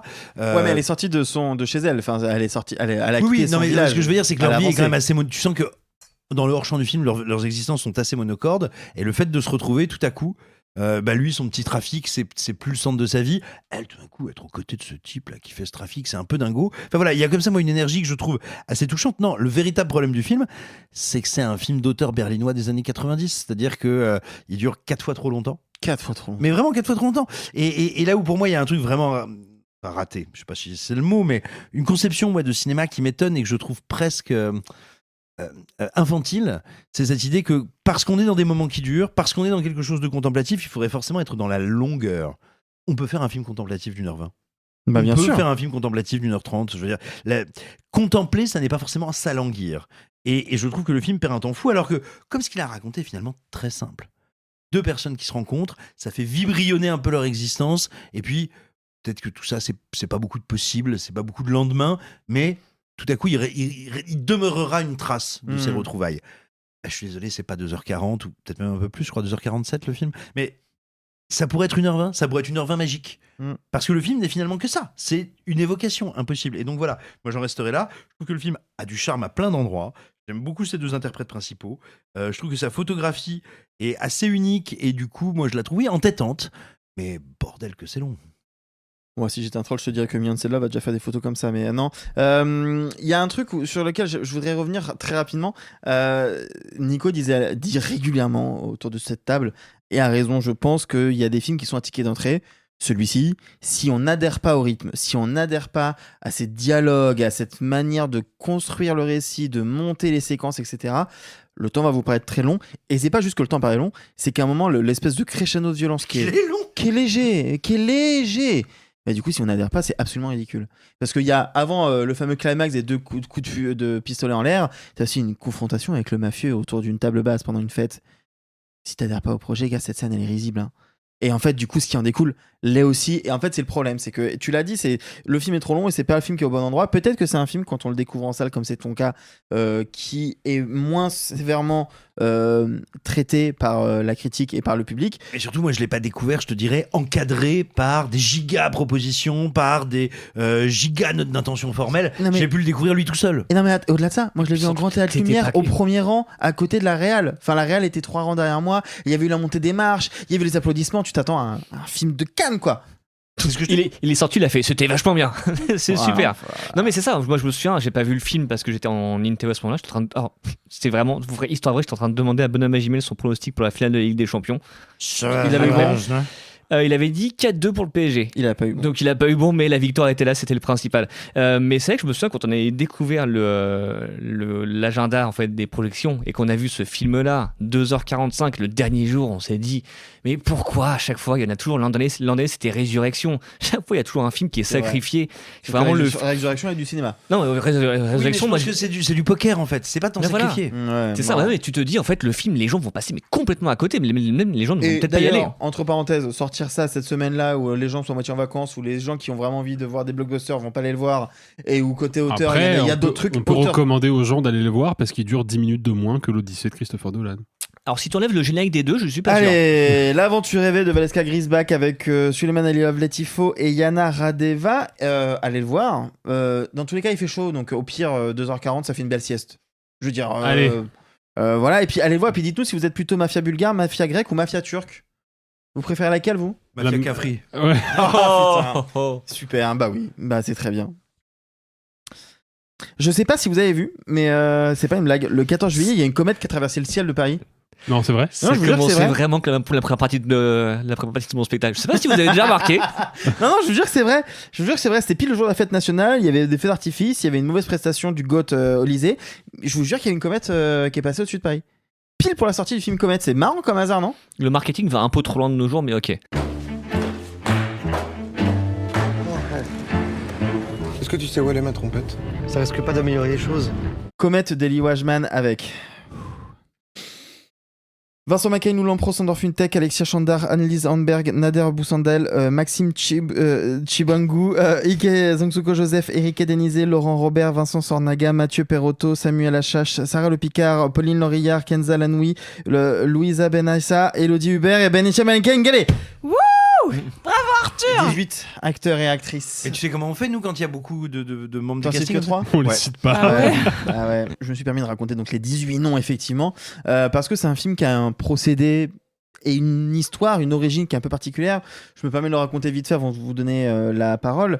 En gros, il y a deux personnes, Priscilla de la Forcade et Sabrina Bellino, qui organisaient des stages de formation pour acteurs et actrices qui s'appellent le Cinéma Masterclass, qui ont proposé à Eli Wajman qu'on connaît nous en tant que réalisateur pour le film notamment Médecin de nuit, pas que, mais quand même c'est celui-ci qui nous avait marqué avec Vincent Macaigne et Pio Marmaille, et ils lui ont proposé de venir et de participer à cette formation et pour que ça puisse aboutir à un film de fiction.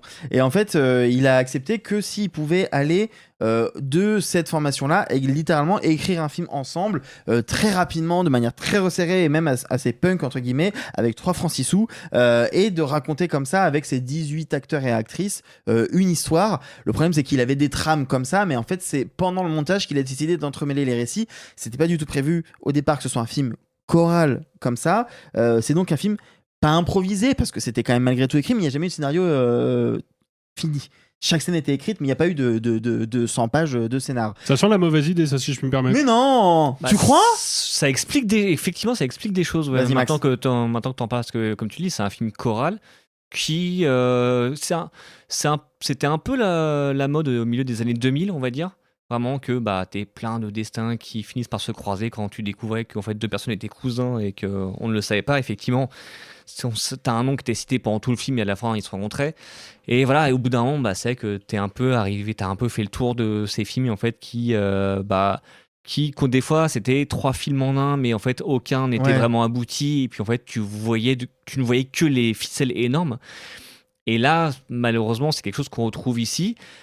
Et c'est d'autant plus regrettable que en fait, il y a des choses que je trouve intéressantes, notamment en fait, dans tous les personnages que tu suis, il y a Vincent Macaigne en fait, qui est un gars qui vient chercher un de ses amis qui sort d'un institut psychiatrique. Tu as une thérapeute et son patient qui ont été confrontés à la mort. Et en fait, tu as un personnage qui, dès le début, pour faire le lien donc avec le titre, puisqu'en fait tout se passe pendant les quelques jours où tu peux observer une comète dans le ciel de Paris, et en plus c'est dans le quartier de la Gare du Nord. En fait, il y a un mec qui te dit, en 2001, je crois, la comète de Halley passe dans le ciel, c'est le jour où je sors du ventre de ma mère. En 2024, une comète passe dans le ciel de Paris et moi, je suis mort. Et tu te dis, un petit truc un peu sympa, en fait, où la comète devient d'un coup c'est un peu facile, on va dire, mais le symbole de la fugacité de la vie, les gens qui se croisent, en fait, les relations en fait, qui se font et se défont vraiment en un éclair comme ça. Donc tu rajoutes ce petit côté où un fantôme va observer les vivants pendant quelques jours. Tu te dis, chouette, mais effectivement, de ce que tu me dis, si c'est un truc qui s'est construit au montage à partir de bribes de scénarios qui ont été assemblés, ça explique en fait que là encore, en fait, on se soit devant un film qui te relie des destins entre eux, mais te donne l'impression en fait d'avoir 8 bouts de film qui finissent par se rejoindre, sachant que le cœur en plus est assez chargé parce que en fait, le cœur c'est une troupe de théâtre qui répète une pièce et évidemment que ce que chacun joue va être une métaphore des aspirations de chaque personnage en fait en dehors. En fait, tu sens le projet FOE là ? C'est un film plein de bonnes intentions. C'est un film, mais il y a même un truc que j'aime bien dans cette séquence, c'est qu'en fait la fenêtre de l'appartement dans lequel ils répètent en fait donne sur les rails de la gare du Nord et en fait les rails de la gare du Nord deviennent littéralement un point de fuite qui symbolise leurs aspirations.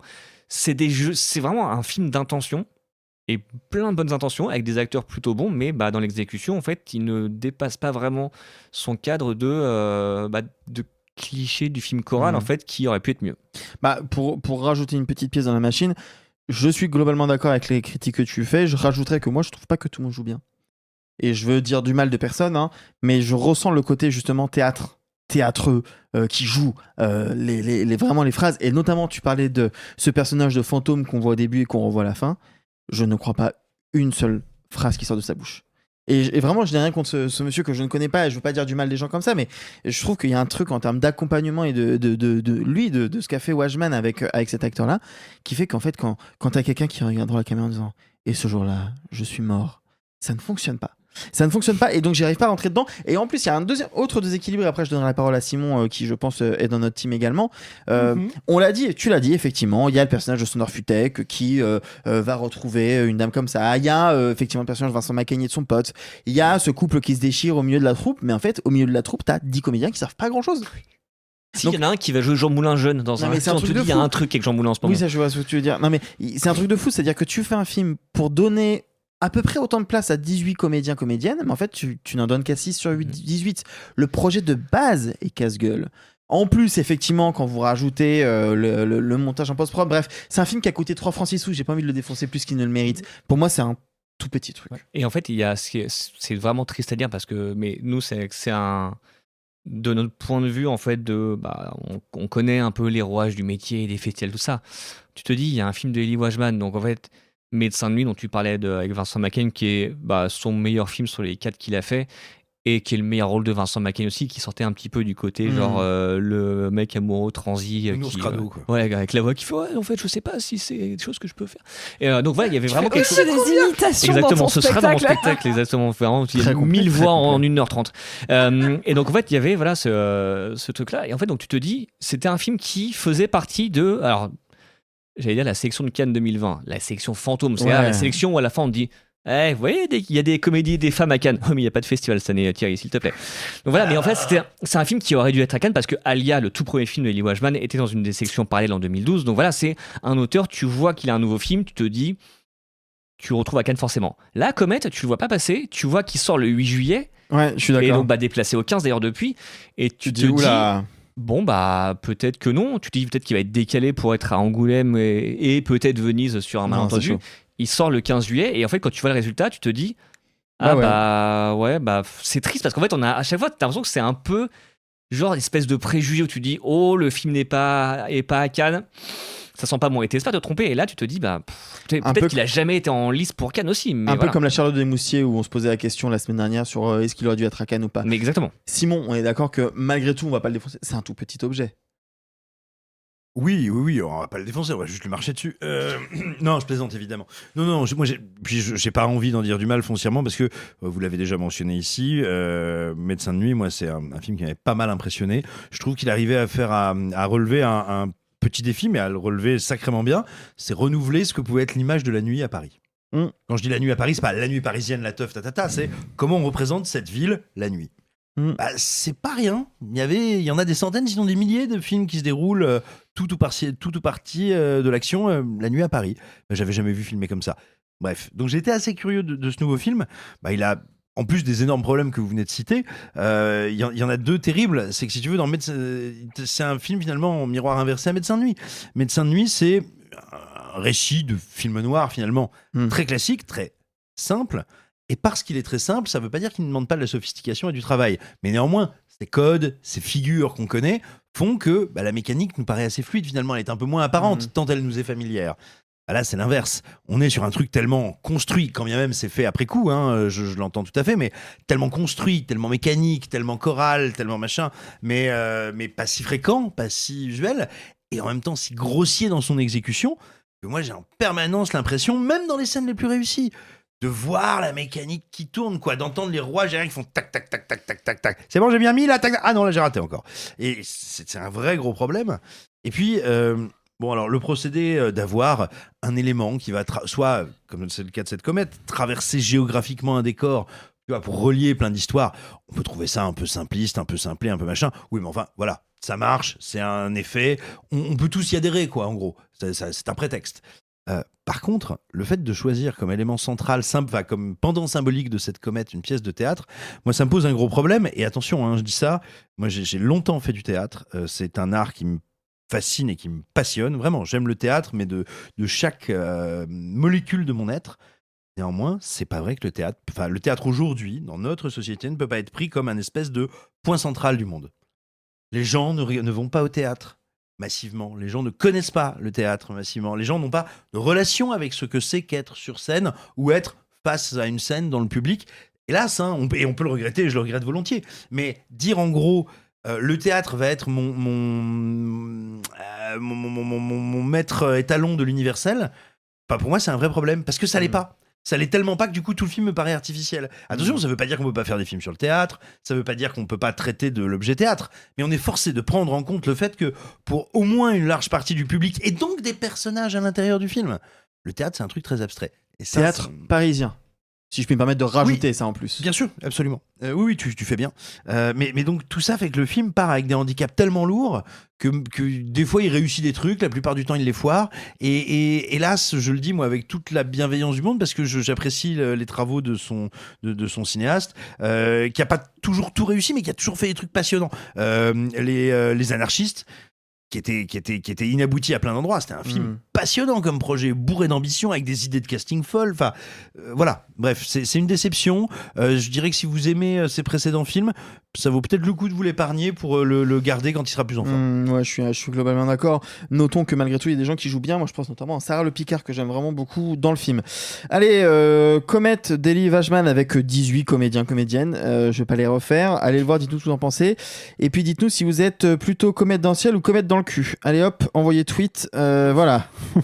Oh, pardon, c'est bon. Arthur, il a pas le time. Ouais, c'est bon, c'est fini. T'as déjà commencé à regarder les DVD de Bigard, c'est ça? Putain, j'ai pris de l'avance. En 2003, votre prof d'allemand a découvert son nouveau film préf sur une daronne communiste qui se réveille d'un coma en 1990 après la chute du mur de Berlin. C'est marrant parce que le réal, il vient de sortir un film aujourd'hui depuis son nouveau. Il a sorti qu'un film depuis. Et il est encore question de Berlin, de RDA et de mensonges. C'est marrant, hein? Du bist auf der Titelseite der Held vom Bahnhof Friedrichstraße. Wie bitte? Le héros de Berlin de Wolfgang Becker. Alors attention, oui, c'est le réalisateur de Goodbye Lenin, mais c'est aussi réalisé par Hakim von Boris qui a pris le relais après le décès de Becker en décembre 2024. Donc j'ai fait une petite blague, elle était peut-être un peu déplacée, mais ça passe. Avec Charlie Hubner, Christian Paul et notre cher Daniel Brühl, si je ne m'abuse. Oui. Sophie, Alexis, vous êtes les deux à l'avoir vu. Sophie, est-ce que ça s'approche du futur film préf de ta prof d'allemand ou pas? Non. Okay. Non, pas du tout. Bon, voilà. Mais il faut savoir que ça me rend un peu triste qu'on compare Goodbye Lenin au film préféré. Je suis d'accord, c'est un peu comme dire que Volver c'est le film préféré de toutes les profs d'espagnol. Je comprends. Il n'empêche non, c'est que... Cria Cuervos. Non, c'est vraiment Volver. Ah ouais? Ah ouais. Putain, dans toutes les salles espagnoles que j'ai vues de ma vie, il y a une affiche de Cria Cuervos. Non, oui, mais les profs n'ont pas vu. Ah, ok. Et depuis, c'est venu. Alexis, t'as fait allemand, j'ai fait espagnol. Crois-moi, c'est Volver. Ok. Bah, vert, comme elles aiment le dire, avec un accent. Voilà. Il y a peut-être crié à Cuervo dans ta salle d'allemand, et là, il y a un truc qui n'allait pas. Un truc qui marche pas. Parce que Goodbye Lenin, c'est un film très important. C'est un film très important pour toute une génération. C'est un film important pour les cinéphiles et les non-cinéphiles. Ça a été vraiment un marqueur. Et c'est un excellent film. Le Héros de Berlin, c'est un film un peu raté. C'est même un film beaucoup raté, mais c'est un film pour lequel j'ai énormément d'affection. Parce que c'est un film très complexe qui a été malheureusement, comme tu l'as dit, par le décès de son réalisateur, sans doute pas mal massacré au montage, avec sans doute un manque d'information, de communication, parce que c'est un film qui parfois bégaye. En fait, le postulat est hyper simple, c'est un mec qui tient un vidéoclub, l'un des derniers vidéoclubs de Berlin. Il y a un journaliste qui est l'équivalent d'un journaliste de l'UMA, de ce que j'ai compris, en tout cas, ou d'un magazine un peu important, mais qui veut parler d'histoire. Fact avec voilà. un K, parce que la langue germanique. Et qui veut à tout prix avoir son histoire pour faire son gros titre, et qui va retrouver ce mec en disant mais en fait je sais ce que t'as fait avant la chute du mur, t'as littéralement permis des gens de passer de l'Allemagne de l'Est à l'Allemagne de l'Ouest, dans Berlin quoi. T'as fait passer des gens de l'autre côté du mur, c'est un acte héroïque. Tu vas devenir le nouveau héros de Berlin quoi. Genre en plus c'est ça se passe pile pour les 30 ans de la chute du mur. Et on se retrouve avec ce personnage de loser magnifique qui a jamais vraiment eu de vie parce que sa compagne a disparu du jour au lendemain, le laissant avec sa fille, qui est incarnée par, j'ai oublié le nom de cette comédienne, l'héroïne de La Salle des Profs, qui, comme le film a été tourné... Oui, bien sûr, Léonie Bénèche. Voilà, mais qui a un tout petit rôle puisque le film a été tourné il y a plus de 3 ans maintenant, donc enfin bref, il y a tout plein de trucs un peu étranges dans ce film-là. Et donc c'est comment cette machination va prendre de plus en plus d'ampleur et comment il va devenir un symbole de quelque chose pour cet anniversaire. Alors que c'est pas vraiment non, vrai. C'est une fraude. Il l'a vraiment fait, mais c'est un accident. Et nous, on le sait depuis le début. Et lui, et d'ailleurs, il veut pas le dire aux gens. En fait, quand le journaliste vient le voir, donc il y a la première scène du film, il dit non, mais en fait, oui, j'ai fait passer, mais c'est pas du tout l'histoire que vous croyez. Puis le journaliste a tellement envie d'avoir son histoire pour avoir sa une qu'en fait, il va monter le truc en épingle. Et en fait, ce qui est dommage, c'est que pour moi, c'est un grand film psychanalytique sur déjà le réalisateur a un grand souci avec l'histoire avec un grand H versus l'histoire avec un petit H, l'individuel face au collectif, l'individuel dans la grande histoire. Et en fait, ce mec qu'on situe comme cinéphile, et ça peut paraître hyper banal de dire c'est un personnage, il tient un vidéoclub, il est ancré dans le passé, il parle qu'en référence de films. Oui, mais en fait, c'est un mec qui, à force de regarder des films avec des gens qui sont des héros, finalement, il a un peu envie de fantasmer sa propre existence et de développer un syndrome du personnage principal. Il y a beaucoup de relations au psychanalytique dans le film. Et en fait, ce qui est hyper étrange et un peu doux amer, c'est qu'il y a des moments de mise en scène qui sont intéressants parce qu'il va faire de la citation de film, toujours au travers du prisme du personnage, comme s'il regardait sa propre vie au travers d'un film. Il y a beaucoup de références alléniennes parce qu'il parle beaucoup de comédie romantique, donc par rapport à Woody Allen. Il y a plein de choses dans ce film que je trouve extrêmement touchantes. Il y a un rythme qui se veut comédie, comédie pas complètement dramatique, ça reste un film assez léger, mais qui tombe très très souvent à plat parce que le montage fonctionne pas, parce qu'on sent qu'il y a une perte d'artistique qui se fait à un endroit, et donc le film fait 2 heures et il est un peu trop long ou un peu trop court, et c'est dommage parce que les comédiens sont super, parce qu'il y a une très bonne histoire à l'intérieur, et moi comme c'est le film de quelqu'un qui a pas complètement pu finir son film, j'ai vraiment pas envie de dire du mal parce qu'il m'en reste quelque chose de très mignon et très sympathique. Toi, Alexis, t'as pensé quoi de ce Der Held vom Bahnhof Friedrichstraße? Si t'as fait espagnol. J'ai fait italien. Alors, pendant que je réfléchis à ce que je vais dire, je vais déjà aller récupérer le titre du film pour le prononcer correctement. C'est exactement ce que je viens de te dire. Voilà. Oui, je sais, mais tu l'as mal prononcé. Donc, Der Held vom Bahnhof Friedrichstraße. C'est à peu près ce que j'ai dit. T'as dit Friedrichstraße, c'est le V7, ça se prononce che. Enfin, Strasse, ça se prononce se, pardon. Allez. Donc, non, mais c'est vraiment, c'est dommage. C'est dommage parce que effectivement, comme Sophie l'a dit, c'est un film qui portera pour toujours les stigmates d'avoir perdu son créateur en cours de fabrication. C'est Hakim von Boris donc qui a repris le flambeau pour superviser la post-prod, et purée, ça se sent que c'est pas monté par le gars qui a tourné en fait. Ça c'est vraiment vraiment dur parce que le montage est très mécanique, le rythme, vraiment le film est toujours sur un faux rythme en permanence. Les idées comiques se déploient jamais complètement parce que ça va un peu trop vite, les idées dramatiques se déploient jamais complètement parce que ça va un peu trop vite. Donc il y a Il y a plein de scories comme ça. Il y a une musique aussi qui est vachement envahissante. Ouais, la musique, ça va pas. Ah, la musique, ça va pas. Mais pareil, tu sens une espèce d'habillage en catastrophe parce qu'il faut finir le truc. Quand tu regardes la temporalité du film, le tournage s'achève en 2024. Il sort en Allemagne en décembre 2025 et en France en juillet 2026. Enfin, l'exploitation du film est interminable. Et tu sens qu'il y a eu des gros problèmes, quoi. Après, oui, il reste cette histoire touchante, assez singulière, mine de rien. Et c'est vrai que je rebondis sur ta blague vis-à-vis de sa filmographie, du fait que il termine sa carrière un peu comme il l'a commencé, à savoir sur un film qui parle de la RDA.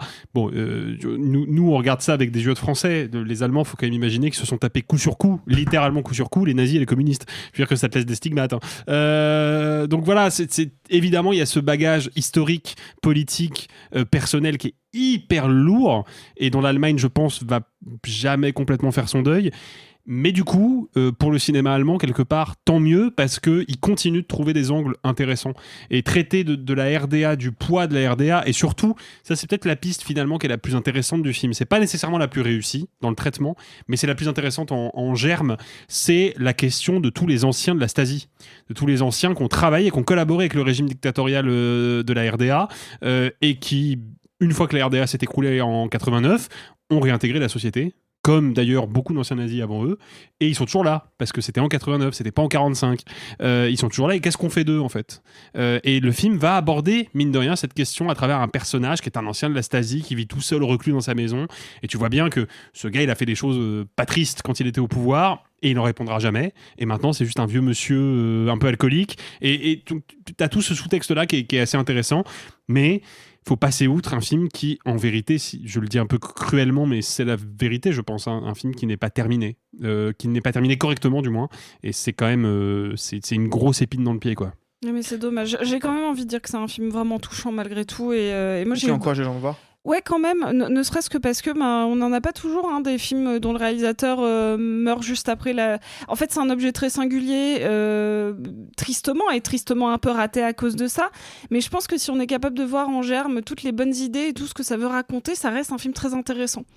Et je pense que oui, en effet, ça va être un film qui va être sans doute montré en cours d'allemand, il n'y a pas trop de doute là-dessus. Ma blague était donc un peu juste. Oui. Le héros de Berlin, donc Wolfgang Becker, Feu Wolfgang et Hakim von Boris, allez le voir, dites-nous si vous êtes vous aussi sensible à ce que le film aurait pu être, et puis dites-nous si vous êtes plutôt gérer un vidéoclub en Allemagne de l'Est ou gérer un cinéma dans une ville de Mairie-FN. C'est gratos, mais on pense à vous. Je sais que c'est pas facile. La culture malmenée par l'extrême droite. Allez, on y est presque. Les vacances, en laissant là. Elles sont pas loin. Mais avant, mini pause pipi du cerveau avec un seul vite fait mal fait cette semaine. C'est moi qui m'y colle. En 30 secondes, je vous parle rapidos de la dernière séance de Pan Naline. Et vraiment en 30 secondes parce que j'ai pas mille trucs à dire dessus. C'est un bel objet, un film qui a eu une belle vie, qui est allé jusqu'à être représentant de l'Inde aux Oscars l'année dernière, qui est un peu, si vous voulez, le cinéma paradiso contemporain de l'Inde. C'est très joli. C'est un petit garçon qui découvre un peu par hasard le cinéma et qui va commencer à s'incruster et à faire un deal avec le projectionniste en disant je te file le Tupperware que ma mère me fait à midi, je sèche les cours et tu me laisses regarder tous les films. Et du coup regarder les films, ça va des comédies musicales bollywoodiennes à des films d'action bourrins qui vont dans tous les sens. C'est très joli. C'est aussi très naïf dans tout ce que vous pouvez imaginer de cet imaginaire qu'on se fait, des films que du coup on veut se recréer. C'est forcément touchant, je veux dire, voir un petit garçon qui récupère des bobines et qui va trouver un mécanisme pour A plus B pour coller un carton avec un trou, avec du scotch, avec de la lumière pour essayer de projeter des images. Forcément, on a envie d'y croire. Je ne peux pas m'empêcher de trouver ça très naïf et facile, mais j'ai pas envie d'en dire de mal parce qu'il ne le mérite pas. C'est juste un petit objet qui fait du bien et qui fait plaisir. Je dis ça alors qu'entre parenthèses, je n'ai jamais vu Cinéma Paradiso. Voilà, c'est un petit peu pas pris comme ça, oui. un peu, je vous le donne. Allez, on reprend ses esprits et on va récupérer son frère. Je sais qu'il a perdu la boule et qu'il croit qu'il a écrit la plupart des chansons des Beatles, mais s'il y a moyen de récupérer le butin qu'il a enterré, moi je suis chaud. En fait, personne n'est normal dans cette maison. Je veux l'argent, car aide-moi, s'il te plaît. The Last Viking d'Anders Thomas Jensen, qu'on connaît pour Les Bouchers Verts et le récent très cool Riders of Justice, mais qui avait eu, il faut le dire, un Oscar pour un court-métrage en 99, alors que son premier était déjà nommé aux Oscars, c'est quand même pas rien, avec Nicolas Likas et une fois encore Mads Mikkelsen, présenté hors compétition à Mostra 2025, et je me permets un tout petit encart, distribué par un petit nouveau. Il faut le noter parce que le milieu de la distribution est suffisamment compliqué en 2026 pour qu'il y ait des nouveaux acteurs qui émergent, et Simon Robert, qu'on connaît bien et qu'on embrasse et qui a passé beaucoup d'années au Pacte et puis à Zinc, vient de co-créer avec Guillaume Del Castro, qui est passé lui par ESC Jokers, une nouvelle société, Motel Film. C'est leur premier film, ils ont ambition de réussir à en faire 10 par an, ce qui est quand même costaud, c'est pas rien, c'est casse-gueule, et donc pour ça j'ai envie de dire bravo. Cela étant dit, je n'ai pas vu le film encore, je le rattraperai demain matin, donc je mettrai mes petites étoiles dans le tableau, mais en attendant, Alexis, premier tour de table rapidement, qu'est-ce qu'on pense de ce Last Viking ? Eh ben écoute, on en pense que c'est pas mal du tout. C'est pas mal du tout, et ça, en vrai, ça a plusieurs mérites, The Last Viking, mais je vais, pour ce premier tour de table, commencer par le plus évident. Ça fait du bien, vraiment, ça m'a fait l'effet d'une bouffée d'oxygène, d'un film qui gère aussi bien son tempo comique. Et pourtant, attention, c'est pas une comédie, hein. Le film a des vrais moments de tragédie. C'est un film qui est quand même beaucoup orienté sur des questions de fratrie difficile, de famille difficile, de souvenirs qu'on a enfouis, d'introspection. Il y a de la douleur. Ça parle beaucoup de santé mentale, évidemment. Et pourtant, il y a un running gag, qui est en plus un running gag sacrément casse-gueule sur le papier, qui est donc ce personnage joué par Mads Mikkelsen. Il est persuadé, parce qu'il a un trouble dissociatif de l'identité, qu'il est John Lennon. Il en est vraiment persuadé premier degré, hein. En dépit de toutes les contradictions évidentes que ça pose, il est convaincu qu'il est John Lennon. Et en fait, son vrai prénom, c'est Manfred. Sauf qu'à chaque fois que quelqu'un l'appelle Manfred, il est pris de la même pulsion. D'abord, il a un petit spasme avec un cri très aigu, et ensuite, il essaie de se suicider. Mais de façon totalement pulsionnelle. C'est-à-dire qu'il y a un moment, c'est une scène vers le début du film, donc je me permets de la dévoiler, ça donne un petit peu le ton, où tu as donc le personnage de Nicolas Likas qui est en train de marcher dans un couloir d'hôpital avec Manfred, et il commet l'erreur de l'appeler Manfred, et Manfred fait juste Hi! Et il saute par la fenêtre. Et Mads Mikkelsen, qui est pour le coup un acteur assez physique, vraiment saute par la fenêtre, quoi. Et donc il y a vraiment arriver à faire un running gag qui est hyper efficace, qui fonctionne toujours, qui est proprement hilarant autour de la question de la santé mentale, alors même que le film va investir cette question sous l'angle de la tragédie, du deuil et de la douleur. C'était un grand écart vachement grand pour le coup, et c'est sacrément réussi. Max? Bah moi je te rejoins totalement sur le mot casse-gueule. En fait, je pense que c'est ce qui résume déjà beaucoup de la performance de Mads Mikkelsen, parce que voilà, tu sens que le mec est c'est quelqu'un de différent, mais tu ne vois pas un acteur qui joue un rôle de personne différente, alors que tu sais que par ailleurs il a un charisme monumental, que c'est quelqu'un qui peut être assez drôle, et effectivement ce film-là nous le montre. Et puis casse-gueule aussi, mais ça résume à peu près toute la carrière de Anders Thomas Jensen. C'est vrai, quand tu vois tous ces films, en fait, tu ne sais pas comment les résumer, tu ne sais pas en quelle case les mettre. Là, je l'imagine devant son producteur qui doit lui dire, du coup, c'est quoi? C'est une comédie? C'est un drame? C'est un thriller? C'est un film un peu mythologique? Et le mec, il fait oui, exactement. Il y a, puisqu'on est en danois. Mais c'est ça, c'est qu'en fait, c'est un film, tu sais pas du tout ce qui va se passer, tu sais pas sur quel pied danser. Toi, tu parlais de Riders of Justice, sur le papier, c'est un vétéran en fait qui veut venger sa femme qui aurait été tuée dans un attentat. Mais en fait, c'est hyper réducteur. Et là, c'est pareil aussi. C'est hyper réducteur, t'as raison. C'est ça, en fait. Et en fait, parce qu'il y a des moments de drôlerie alors que le sujet ne l'est pas. Là, tu vois, on parle du côté de John Lennon. Mais t'as aussi tout un truc un peu mythologique qu'on se retrouve dans le titre, The Last Viking.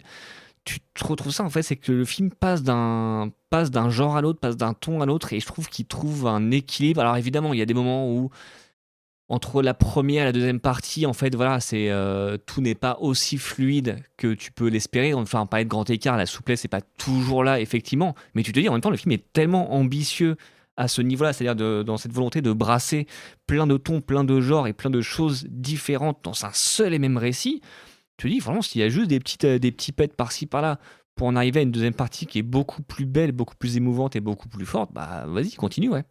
Sophie. C'est rigolo, c'est pas un réalisateur que j'imaginais un jour voir sur grand écran en France, parce que c'est un réalisateur, moi, que je suis beaucoup depuis les festivals. C'est-à-dire que par exemple, c'est un mec qui est passé toujours avec ses films au bif.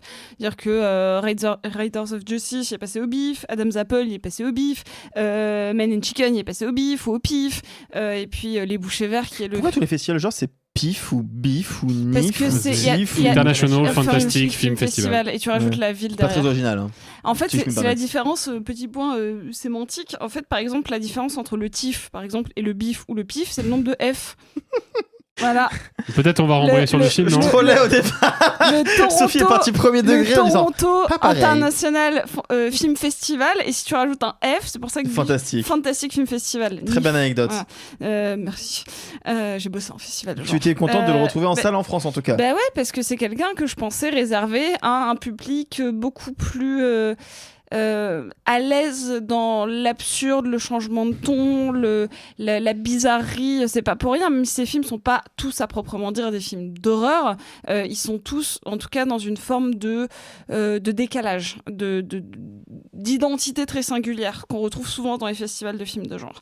Celui-là ne fait pas exception. On a parfois des choses très graphiques, des choses très sanglantes. On sent, notamment avec Les Bouchers Verts, que de toute manière, il a travaillé la matière très organique, charnelle de très près. Et là, moi, ce qui me gêne, je le dis un petit peu, j'ai quelques bémols contre le film, quelques bémols à lui à noter, c'est un petit problème de rythme, vraiment un ventre mou sacrément compliqué à ne pas voir. Et peut-être que cette fois-ci, les thématiques se mêlent pas toutes avec autant de fluidité. Et parfois, c'est un petit peu plus au forceps qu'avec d'autres de ces longs métrages. Mais ça reste quand même une proposition singulière que j'ai envie de saluer. Simon, vous avez déjà très bien dit à peu près tout ce que je pense du film. Moi, je voudrais revenir, mais parce que le terme casse-gueule me paraît très juste. Le film me paraît d'autant plus casse-gueule, mais du coup d'autant plus admirable dans son numéro d'équilibriste, qui mélange des trucs qui normalement ne sont pas mélangeables. C'est-à-dire que moi, je pense qu'on a tout à fait le droit d'utiliser des motifs narratifs comme les troubles de la personnalité, ou ce qu'on appelait, parce que le film joue quand même vraiment là-dessus, avant le dédoublement de personnalité. Qui n'a pas de réalité, tel que le film le traite, encore une fois, qui n'a pas de réalité médicale. Pour autant, le film n'est jamais irrespectueux là-dessus. À d'autres moments, il devient très précis sur le trouble dont il traite. À d'autres moments, c'est une pure comédie. À d'autres moments, c'est vraiment une tragédie intime. Et en fait, normalement, autant de nuances ou autant de grands écarts ne devraient pas aussi bien cohabiter. C'est ça qui est toujours un peu dingue. Et c'est pareil dans la photo. Il y a des moments, tu vois, j'ai pas fait, moi j'ai pas vu le film en salle, mais j'ai pas fait l'exercice, mais je suis convaincu que si je faisais arrêt image, je sais pas, j'exagère, toutes les 90 ou 120 secondes. J'aurais l'impression un coup d'être dans un thriller, un coup dans une comédie, un coup. Ça se ressemble à la mise en scène aussi. Ouais, mais c'est très, mais je veux dire, mais c'est rare que ça passe. Et moi, avec un seul visionnage, je suis pas foutu de dire pourquoi est-ce que malgré tout c'est cohérent, malgré tout c'est vivant. Je pense que les interprètes y sont, et vous l'avez dit déjà pour beaucoup, vraiment. Mine de rien, oui, Mads Mikkelsen, c'est un comédien physique, mais c'est aussi souvent un comédien. Alors, qui a joué et qui joue des rôles très différents les uns des autres, mais qui est quand même souvent un grand mutique. Tu vois, même dans Drunk. Même quand le personnage est rond comme une queue de pelle, il part pas dans des grands dialogues, il se met à danser. Il y a un peu moins dans Les Trois Mousquetaires de Paul W. Anderson. Oui, tout à fait. Absolument. Ou dans le show des Titans que tu citais tout à l'heure. Et c'est vrai, c'est vrai. Et oui, bien sûr. Vous savez parler aussi Mario là. Non, mais ce que je veux dire, c'est que par contre, je ne l'ai jamais vu avec cette physicalité-là. Tu vois, par exemple, dans Riders of Justice, du même réalisateur, moi, qui est un film que j'aime beaucoup aussi, mais même dans les Man and Chicken, des hommes et des poulets, je le trouvais excellent, mais je reconnaissais Mads Mikkelsen. Là, pour le coup, il y a des moments où j'oublie totalement qu'il n'est pas ce Manfred John Lennon. Ça faisait très longtemps que je l'avais pas vu aussi bon. C'est la perruque. Incroyable perruque. Mais surtout, je pense qu'il se marre.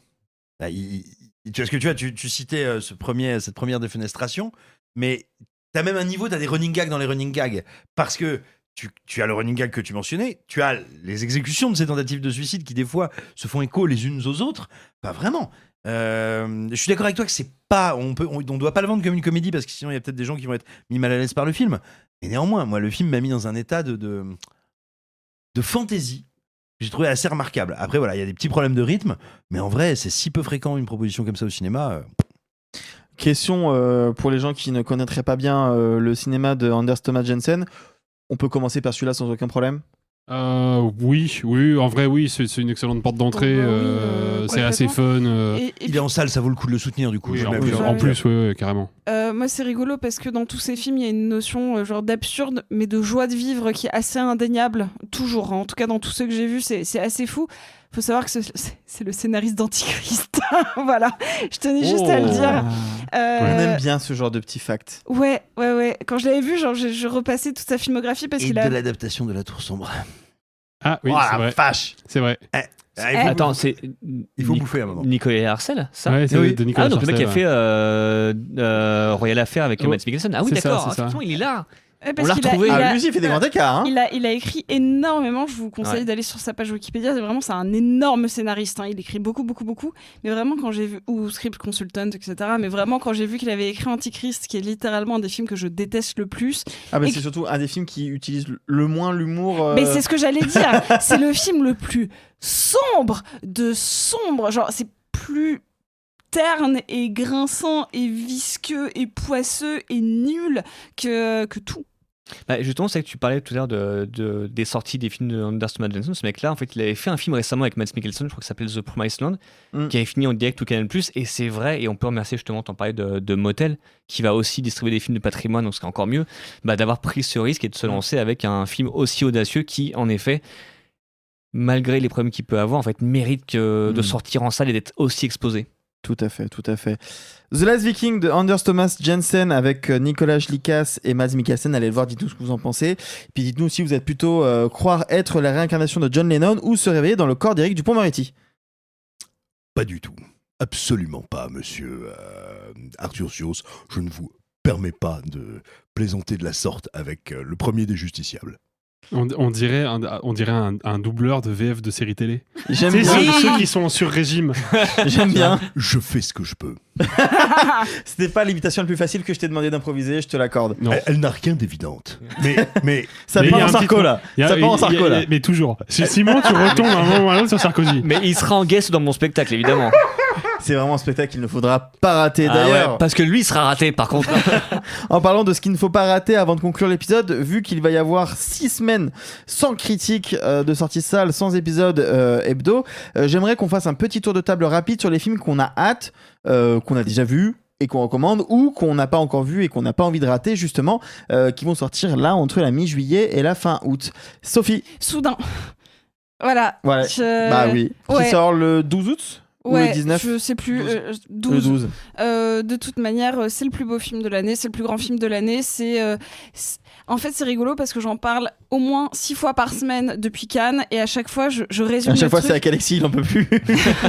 Non, mais j'adore Soudain aussi. Non, mais en fait, c'est hyper rigolo et je pense que je peux pas le vendre de la meilleure manière. À chaque fois que je le résume, je me rends compte que je déteste tout ce que je résume. Je suis hyper enthousiaste et je dis... C'est un film de 3 heures, sur des dialogues. C'est un film de 3 heures où je me rends compte que j'ai besoin de voir Virginie Efira en train de masser des pieds. et puis... Quentin Tarantino sort de ce corps. Et j'avais besoin de pleurer sur une scène de ramen instantané et tout ça. Et je le dis avec beaucoup trop d'emphase et les gens, ils ont tous l'impression que je troll. Ouais, en mode, que t'es le pur cinéphile. C'est vraiment... Non, mais que c'est la pire chose du monde que je raconte. Et en fait, je me rends compte que non, pas du tout. Tu sais juste pas pitcher le film. Mais je pitch hyper bien. Après, le c'est film. un peu impitchable aussi ce film. C'est le meilleur film sur un coup de foudre amical au monde. Tout court. Bon, il est pas si difficile à pitcher. Soudain de Hamaguchi qui sort donc le 12 août. Max. Ah oui, parce qu'en fait, on hésitait entre le 12 et le 19. Le 19, c'est Fjord, la Palme d'Or. Ah, et bah c'est quoi ? Je te skip Alexis. Bah oui. Il y a un moment, c'est le plus grand film de l'année. C'est indubitable. Je suis désolé pour Soudain, qui est humblement numéro 2. Non, mais c'est le plus grand film de l'année. C'est de Christian Mungiu, ouais. C'est une espèce de chronique familiale / thriller psychologique vénéneux, hyper subtil, très dans le feutré et en même temps d'une percussion et d'une violence critique et politique assez spectaculaire. Je n'ai qu'une envie depuis que je l'ai vu à Cannes, c'est de retourner le voir parce que j'adore ce film et parce que Christian Mungiu est un grand cinéaste et voilà. Et je glisse quand même un petit mot en bonus parce que je sais que beaucoup d'entre vous allez voir et certainement plusieurs fois et avec grand plaisir l'Odyssée de Christopher Nolan, et je suis premier degré, je suis pas sarcastique, très content pour vous. Essayez d'aller voir Laurence d'Arabie au cinéma qui ressort en salle le 29 juillet quand même. Voilà, tant qu'à faire. Croyez-moi, si vous aimez bien l'Odyssée, normalement, Laurence d'Arabie, ça va vous en mettre une dans la tronche. Puis c'est pas mal avant d'une 3 de découvrir aussi le film à l'origine. Oui, bien sûr. Max, on reparlera de ça. Alors, j'ai un peu grugé parce que j'en ai pris 2, mais il y en a un, c'est le 29 juillet. En fait, c'est le prochain Spider-Man, Brand New Day, donc réalisé par Destin Daniel Cretton, donc qui avait fait un film que j'adore qui s'appelle States of Grace. Qui Shang-Chi, j'allais dire. Qui n'avait rien, alors qui était pas si mal Shang-Chi, mais States of Grace, qui est un film absolument merveilleux, qui n'a donc rien à voir avec Marvel. Et là, en fait, de ce qu'on voit pour l'instant, c'est un Spider-Man qui est là un peu plus adulte et qui va un peu avec ce que Tom Holland montre dans l'Odyssée. Donc il y a peut-être un côté où ça y est, ce n'est plus cet ado qui fait connerie sur connerie parce que le monsieur a 30 ans, il faut l'assumer maintenant. Et en fait, le film a l'air d'être beaucoup plus sympa, beaucoup plus inspiré des jeux vidéo récents qui étaient quand même extrêmement bien, et beaucoup plus sur New York. Et au-delà de ça, pour l'instant, le film, à ce jour, a toujours un mystère sur son méchant, et ce qui est une bonne chose, parce qu'en général, Marvel, quand il ne croit pas à un projet pour X ou Y raison, il te spoil son plus gros mystère dès la première ou deuxième bande-annonce. Tout à fait d'accord. Captain America 4. Et le deuxième film, film, un billet sur la table que c'est une nouvelle version de Venom, mais on en reparlera le 29 juillet. C'est fort possible, mais pour l'instant, au moins, ils ont réussi à le garder secrètement. Et puis ça collerait effectivement avec parce que c'est un film qui a parlé aussi de santé mentale, et c'est de plus en plus fréquent chez les super-héros, et je trouve que c'est intéressant.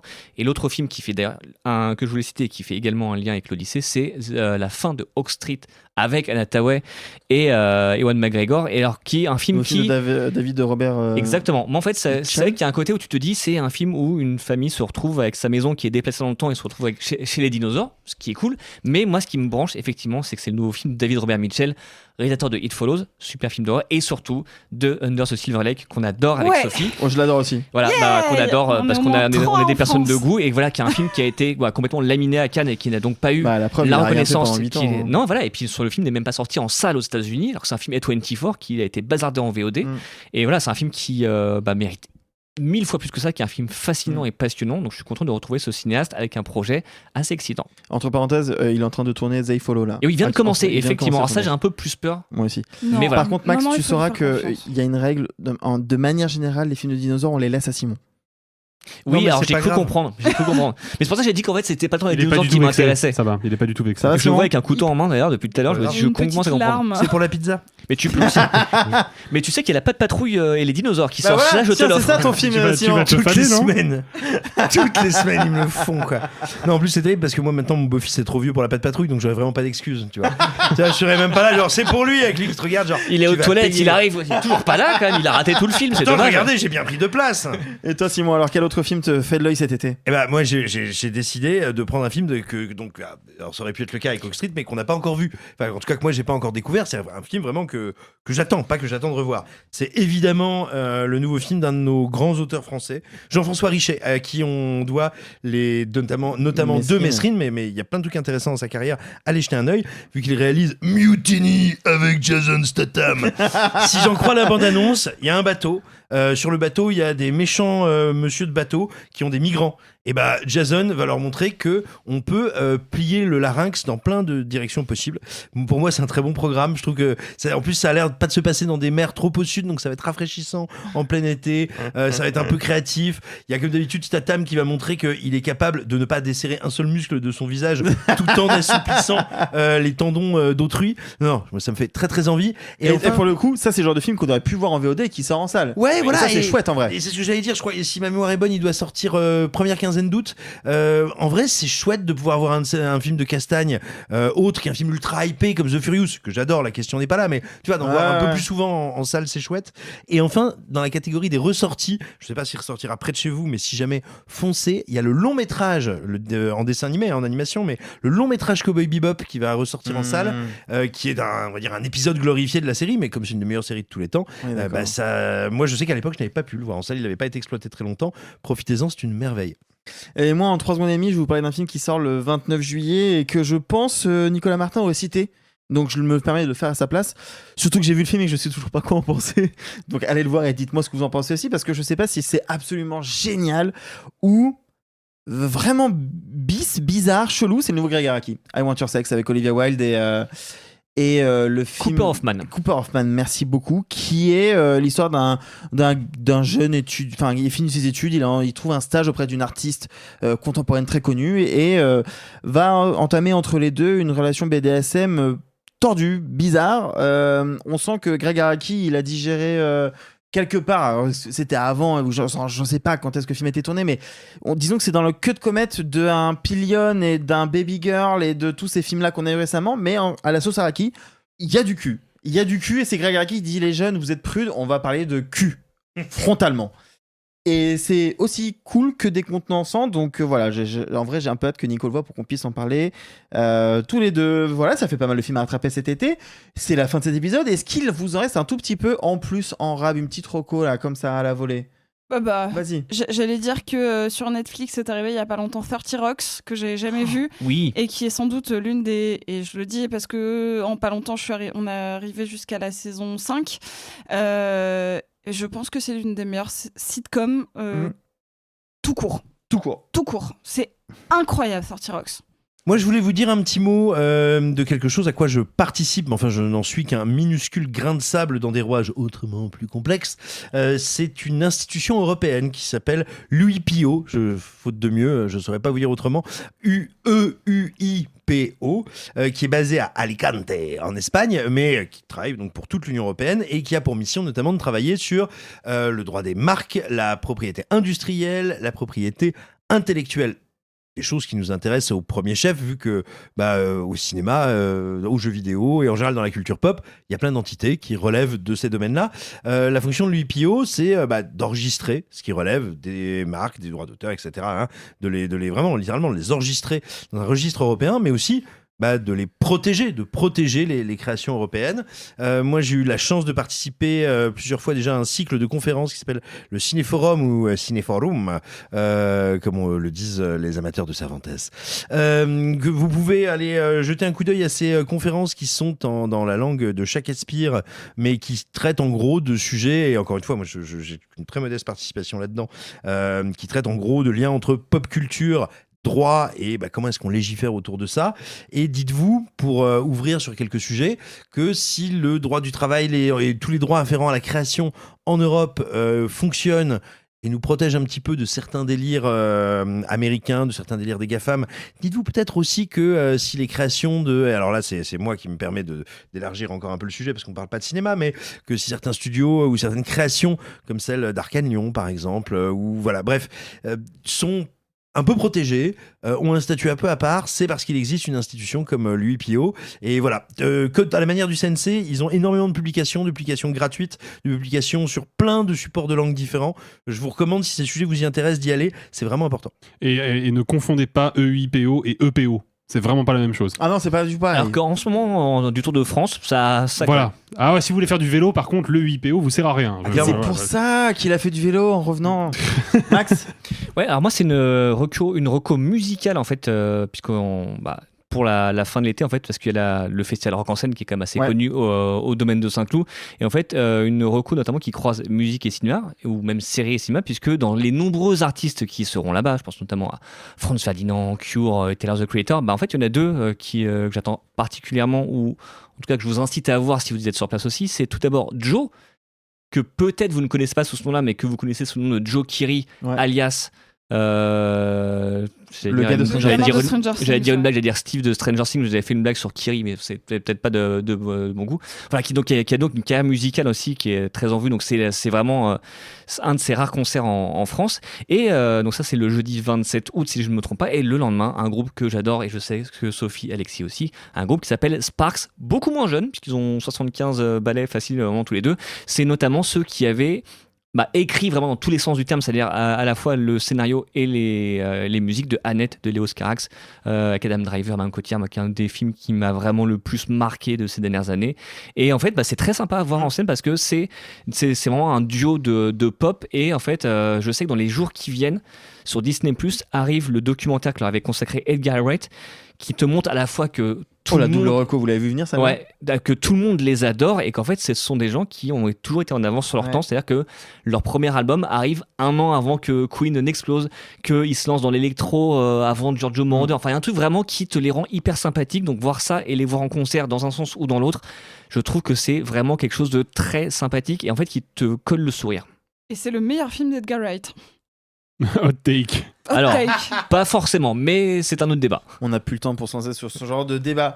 Moi, je vais troller un tout petit peu, mais je vous recommande de regardez des films sur des DVD. Je vais en parler dans la newsletter qui sort ce samedi 18 là, mais blague à part, je suis en train de bosser sur mon jury pour le syndicat de la critique.